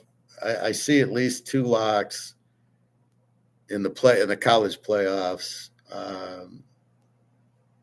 which we owe with the pros. I'll have at least 2 locks going. So that's where you're at. You're trying to. You must have reasons to bet. You must not bet over what you can. You can't cry, "Oh, I lost the game. You cost me money." That crybaby. What a joke. You've got a money man. I can't money manage for you. I can tell you how to money manage. It's up to you. I can take the horse to the pond, but I can't make him drink. So I can say what's your bankroll? Okay. With that, don't bet more than you can afford to lose. So don't bet $1,000 if you can't afford to lose it. Bet 500. I am going to pick losers. I went 10-2 yesterday. My loser was Houston and half of the Buffalo game -4, which both games were fixed. But I did hit the Bears and the Eagles and the Rams and the Lions over and Denver over and Tampa over. All my overs came through yesterday. I hate watching them because you're hoping for a point. Like the Lion game, I didn't think it was 3-3. I thought, I'm not going to get over. Then it went 10-10 at half, and I go, that I need 24-24 as a winner, and I ended up getting it. So, but that's why I like betting the overs and unders, because it usually, like that Houston game, I could have avoided taking Houston -14 and went under like I normally would have, and I would have won it. But it was like a 38, which would have been under 44, and the final was 23-21, I think. Yeah, I mean, Houston won 23-21 was a 44. At 39 you would have went under 45, but even then, it wasn't the way the game was supposed to be played. It wasn't an under. They didn't shut out. I had Philly Oakland under like 40 something, and then Philly won 31-0. And how Houston didn't do that blows my mind with that defense, that they gave up 21 points and they didn't cover Gentry. Like, they got Brock Bowers and Gentry. That's it. So it was a real surprising, terrible coaching. C.J. Stroud is pathetic against that defense. He can't score touchdowns. So anyway, that's what you have. It's clearly fixed. Okay, we can't win by 14, guys. So I'm going to throw a bunch of shit passes, we'll eat the clock, and let them score a little bit so they can keep close. Just terrible league. But understand why you're doing what you're doing and what you're doing. If you can do that, you're way ahead. Understand why we buy gold and silver. Let's check our gold. Let's check our precious. All right. Silver, 68.58. Okay, it's 10 o'clock. It survived. And gold, 44.37, up $97 today. It was 43.95 at midnight, and then slowly climbed. A nice run up at 8, a nice run up at 10. It did a little drop, and now it's running 44.37. So we're hoping for 44.50 today, maybe 44.75, and then silver at 68.56. Let's see it. Let's get into the 70s. And that's where we're at. I've got a good football theory question for you, Professor. Go ahead, Prophet. That's why I do this live, so we can do questions and answers and theories. Again, my thesis with money is I understand if there's too much of something, it's not worth anything. If you have 5 girlfriends, they're not as valuable if you have 1 girlfriend. However, it gives you options. If you don't like A, you go to B or C. Now, probably the limit's 2. And that's just a short time. That's just to get to know them, and then you should be able to make your decision. But the same thing, if you print too many dollars, they're not worth anything. There's too many of them. There's not enough demand for it. It's all supply and demand. Once they've got the demand, go ahead, Prophet. Once you've got the demand, once you got the market figured out, it's all about a market. So I'm going to get ribs for Christmas, right? I'll probably go Christmas Eve. I don't think they'll be home Christmas. And I'll pay because there's demand for it. Now, are they going to raise the price because it's Christmas? It's for Christmas. They shouldn't. I doubt they will. They could, and then I'll get chicken instead, right? We'll see. If the best college football team were to play the worst NFL, what do you think the Vegas line would be? I would think they would still favor. So let's take the Jets playing Texas Tech, who I think is the best team. The Jets would be favored because they're the pros, but I think Texas Tech would win the game. I would bet Texas Tech. They used to play the Super Bowl winner used to play the college all-stars in the 60s. And, the Super Bowl winner, I think, would win. I don't know. There was like a preseason game. But on some of these teams are so loaded, Texas Tech, Ohio State, not this year, but in other years when they had good quarterbacks. I always thought that Miami of Florida team that had like 30 pros on it would have definitely beat the 2 or 3 worst teams. But they won't necessarily. The Vegas line would probably they would think who would bet, and most people would bet on the NFL team, thinking they're better, but they're not.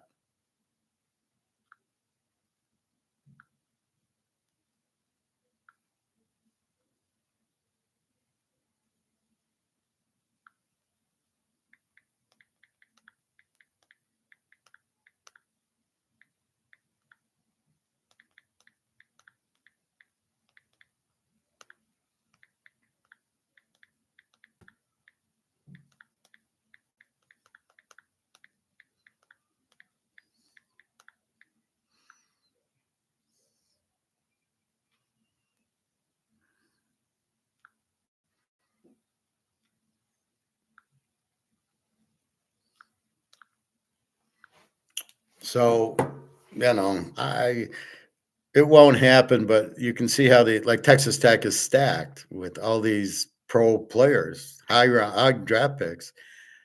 And look at the Lions; they're all injured. They'd probably beat the Lions. All right, these guys played at Alabama, so what? I don't know. Pittsburgh beat them.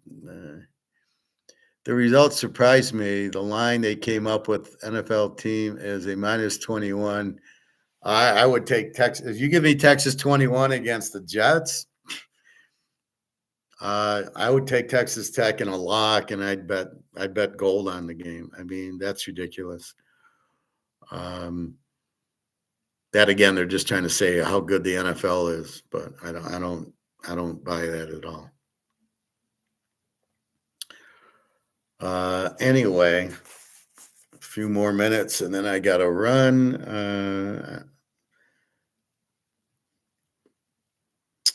Well, it's a 2:00 appointment, I believe, and it's about 20 minutes away.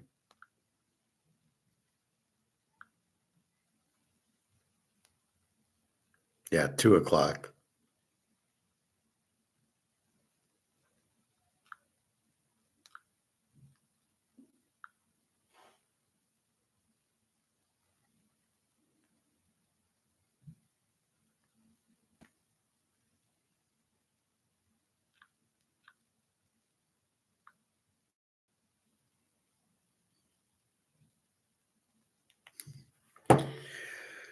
Anyway, you got to be careful when you watch Comex because you got to realize it's paper and it's all manipulated. So you can't take the price too seriously, but it's the price.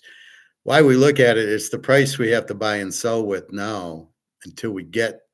So we're waiting until the price goes to physical. Then you'll see a much higher gold and silver price, and the demand will be huge. The supply is gone. There's very low supply of silver, and everybody is panicking, wanting it before it runs out. And the only place you can get it is Comex, or you go to the mines. So we will see. Tease it up. I wouldn't even need a teaser. Texas Tech in 21. Um, yeah, I mean, they should. Well, again, it's against the worst NFL team.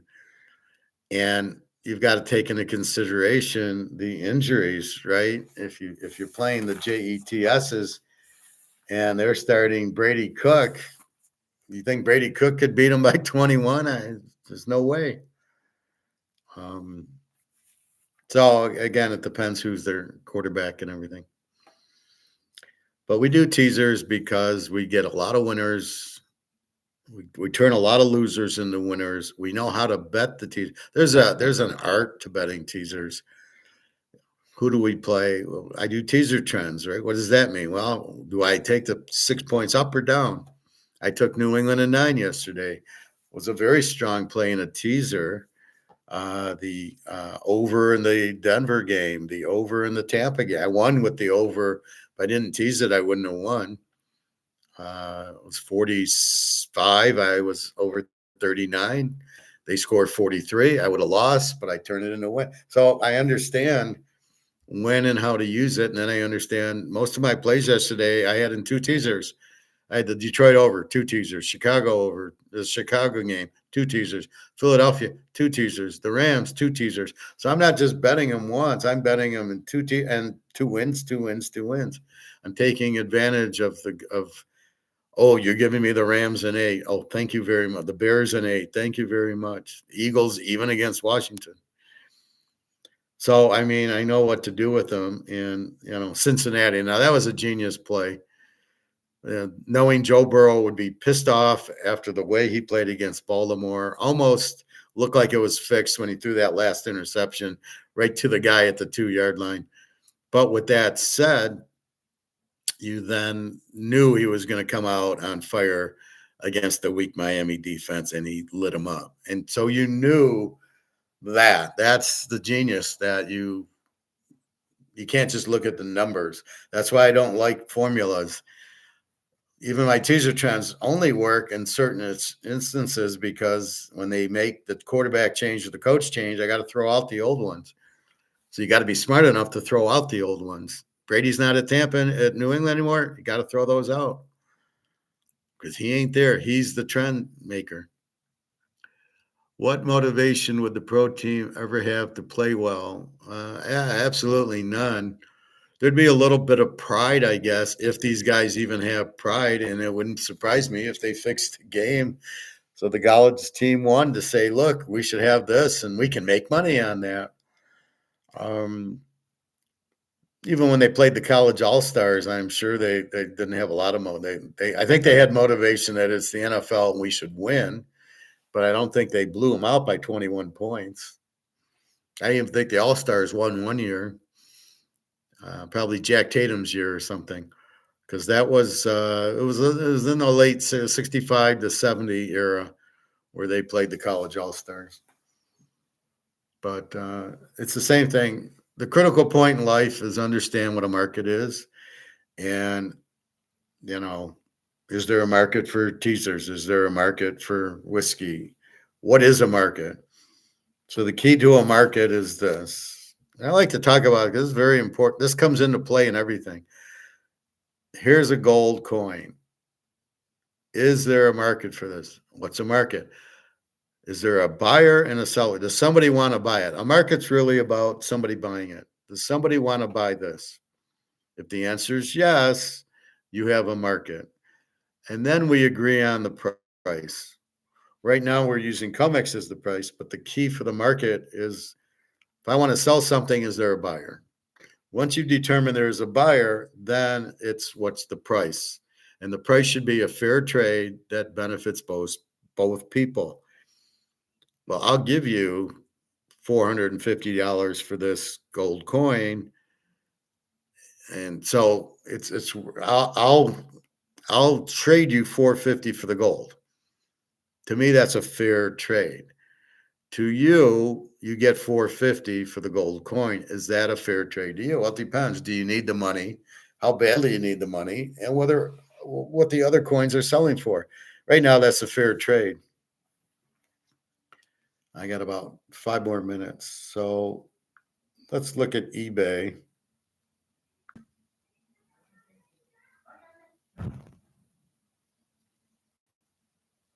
Let's see what the Dow's doing today.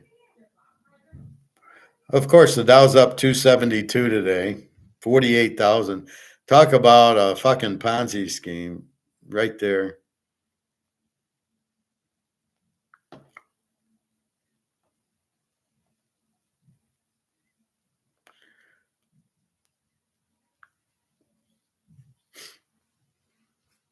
All right, here's a 1 ounce silver.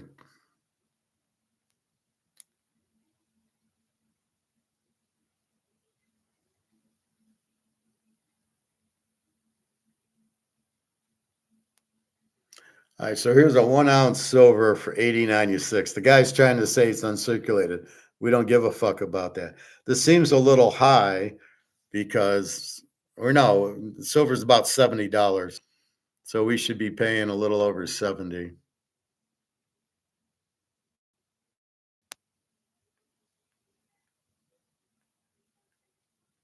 It's hard. People want to sell 4 or 5 of them.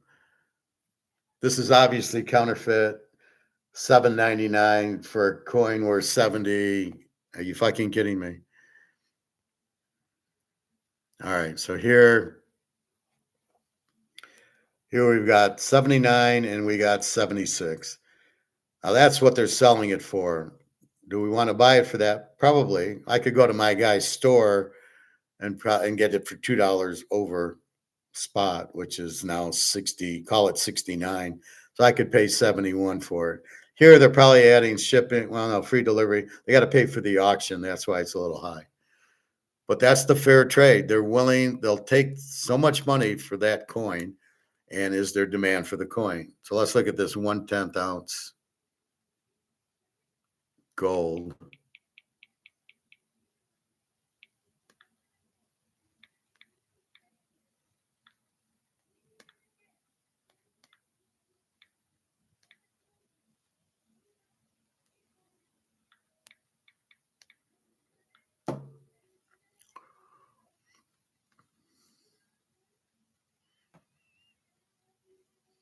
So here's 3 different ones, 2 different dealers. Ampex is always very expensive, but here 503 and 499. So this is going for roughly 500 on eBay. We know it's 4,400 now on Comex. So 1/10, it would be $44 or 440 and mark it up a little bit. So 475. So I could see 500. So would I sell it for 500? No, it's not a fair trade to me because I know it's worth uh I know gold's going to at least 1,000 divided by 10 makes this 1,000 an ounce. No, yes, silver. Gold's going to, let's say, 5,000. So this should be 500 because I know I'm looking ahead going where it should be.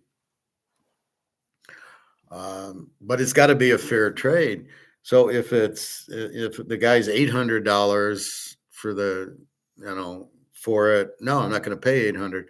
Well, it's got Disney on it. I don't care. I'm trying to buy gold and I'm trying to buy silver. So the key is there demand? Yes, they're selling these for 500. There is a market? Is there buyers? Yes, there's buyers. People want gold and silver. You've created demand by ruining this and printing this to 0. However, you don't want to let the cat out of the bag. So they don't tell anybody that we printed it to death. That's why the government's silent. Everything, inflation's 2%. What a bunch of bullshit. That's because they want to buy gold and silver, or somebody, the banks or whatever. All the banks are buying gold and silver because they know the dollar is worthless. That's why Russia and China and India and Brazil and Saudi Arabia and all the BRICS are buying gold because they all know the dollar is worthless. So if you just follow their lead, they've created a market for gold, either by hook or by crook. Maybe they did it on purpose. Maybe they didn't, but that's the difference. So they have made a market for gold by fucking the dollar up, killing the economy, but they'll make a fortune on buying big bars of gold and silver. So if you have a market and then it's a fair trade, what's a fair trade? Well, that's where we get into whatever gold and silver cost, I have to get out of this because it's worthless. But for some reason, which is really odd, they'll still take this, even though it has no value. And they'll still be able to give you, here's $5,000 for an ounce of gold. Here's $10,000 for an ounce. People will pay whatever for the ounce of gold. That's why I say this price is up here. And that's why I say it's not overvalued and it's going to come down. There's no fucking way. Too many people need it, and too many people understand, including most banks, understand the dollar's worthless and the go to the gold. And as long as you have this demand for gold, it's just going to keep going up, as you can see it. You get a little pullback on COMEX because they're fucking around with paper gold and silver. And that's the key you must understand. It's not physical that you see in COMEX. Physical is Shanghai, it's Russia, it's Saudi Arabia. They're all coming out with their own physical pricing. And that's what you keep looking at. But they're still using this COMEX so they can buy it cheap. That's really the thesis of COMEX. You're trying to buy it cheap. So you do COMEX, you do the price fixing. You were making the money on the options, but now you realize we don't want the option. Now it's physical. People are going there to buy it cheap, but they can't because they don't have delivery. They don't have inventory to deliver because it was never set up to deliver. It was set up as a Ponzi scheme. So now everybody's calling them out, and that's why COMEX will go away. And then we get physical pricing, which will be 10 times higher because there's far less physical than paper. And once you get to that, then you just buy a shitload of it. And the more you buy, the better it is. And it's a fair trade. And I've been buying it at 1,700 because I knew this was going to happen, because I knew they were printing it. And I know what inflation is. It's not the prices, it's the printing. So knowing you're printing it to zero, knowing that the dollar's going away, knowing that gold's going up, I paid whatever. And I was able to get 17, just like now it's 4,400. You know, it's going to 20,000. So it's a no brainer, depending you have the 4,400 to buy the ounces. And if you do, you buy. And if you don't, you buy this, or you buy quarter ounce, or you go to the silver and you start buying that. And that's what people are doing. And that's why you see silver jumping to 60, 68 on its way to 70, to 80, to 100, to 500. It's only going to keep going. There's nothing, it is not overbought, because the demand of this whole fair trade is the dollar's worthless. I got to buy gold and silver. So how can it be overvalued when nobody knows what the value is? Oh, we're going to look at COMEX. Yeah, you're an idiot then. If you're looking at graphs on COMEX, do not tell you shit, because it doesn't include bricks, and it doesn't, and it's paper. And now we're going to physical. And when you get that, times it by 10. So we understand the game, and we're just doing everything. So I leave you with that. I got to go to get my oil changed at the dealership. But that's the key. See, so understand what a market is. It's when somebody wants to buy and somebody wants to sell. And then you determine the price where both teams are happy. So I'll give you $70 for silver because I want to get the silver. And I have a bunch of silver, so I want to sell it. But only the coin stores are so stupid. I don't want to sell any of my silver for $70. You put a zero at the end, 700, I might think about selling a few because I know where it's headed. Same thing with gold. And the last thing I'm going to do is sell it at these low prices at $4,400. Why would I do that when it's going to 10,000, on its way to 20,000? And once the frenzy hits, the price is going to the moon because then it's a physical price. And then the demand in the market spikes up. Now there's more and more people who want it, but the supply, you can't do options and derivatives. You need the physical. And once we get to where you need the physical and the frenzy happens when everybody needs to get off the boat into the lifeboat before it sinks, which is this, once they know they need to get out of it, then there's more and more demand pops in and the supply is gone. And the only way they get more supply is if you make that price high enough for China to say, yeah, I'll give you a ton, or Russia and Putin, yeah, you can have a couple of bars out of my pool or any of that. See, so they're not going to sell it, but there's limited. There's 200,000 tons, of which 100 and probably 90 is gone, probably all 200. There probably isn't anything left. So if you can get it, you just hold it and wait for the party. And the party's already starting, as we can see. But this is not a party of overvalue. This is not a party where, wait, it's going to come down.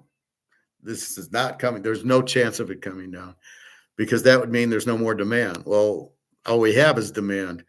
And that would mean, oh, we found a new supply. Well, we can't find a new supply. We've dug the earth. We've got the gold and silver.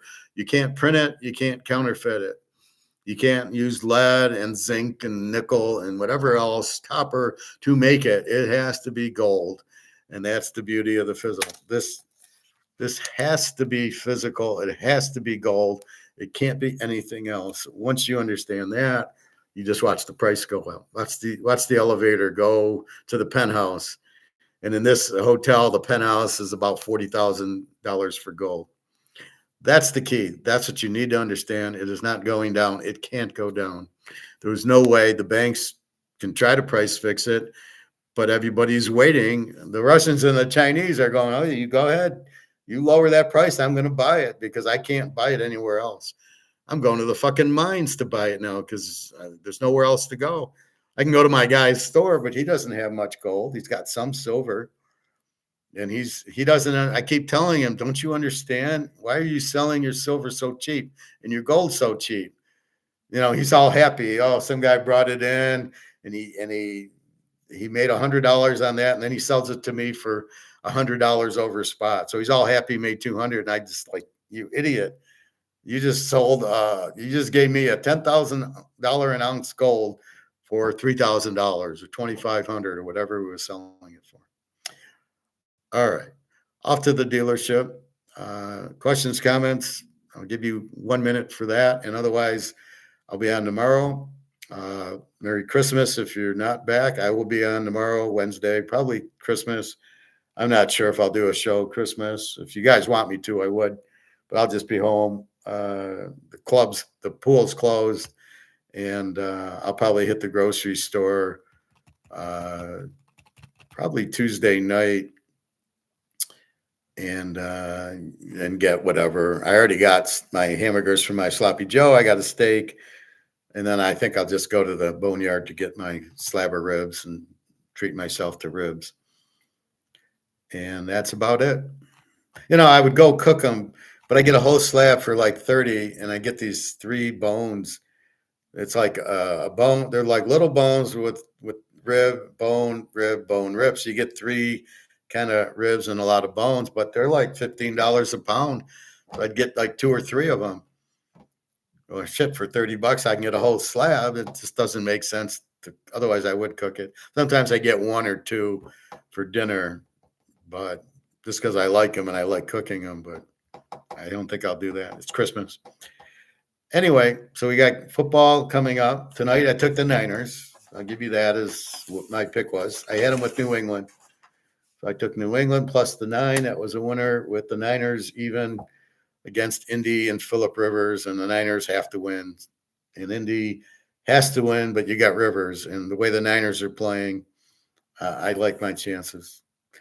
Anyway, that's it. Have a good day. www.teaserking.com. The rest of the year, $200 takes you through college playoffs, through the Super Bowl. You get every pick, every lock that I do.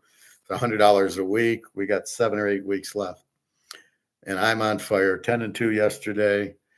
And really, the only serious loser I had was fucking Houston not covering, which was a stupid bet to lay 8. I know better than not to lay more than a touchdown, but that didn't even matter. So I won't do that mistake again. I just thought they'd shut them out like Philly did, 31-0 with this defense. All right. Have a good day. www.teaserking.com. All right. Take care, everybody.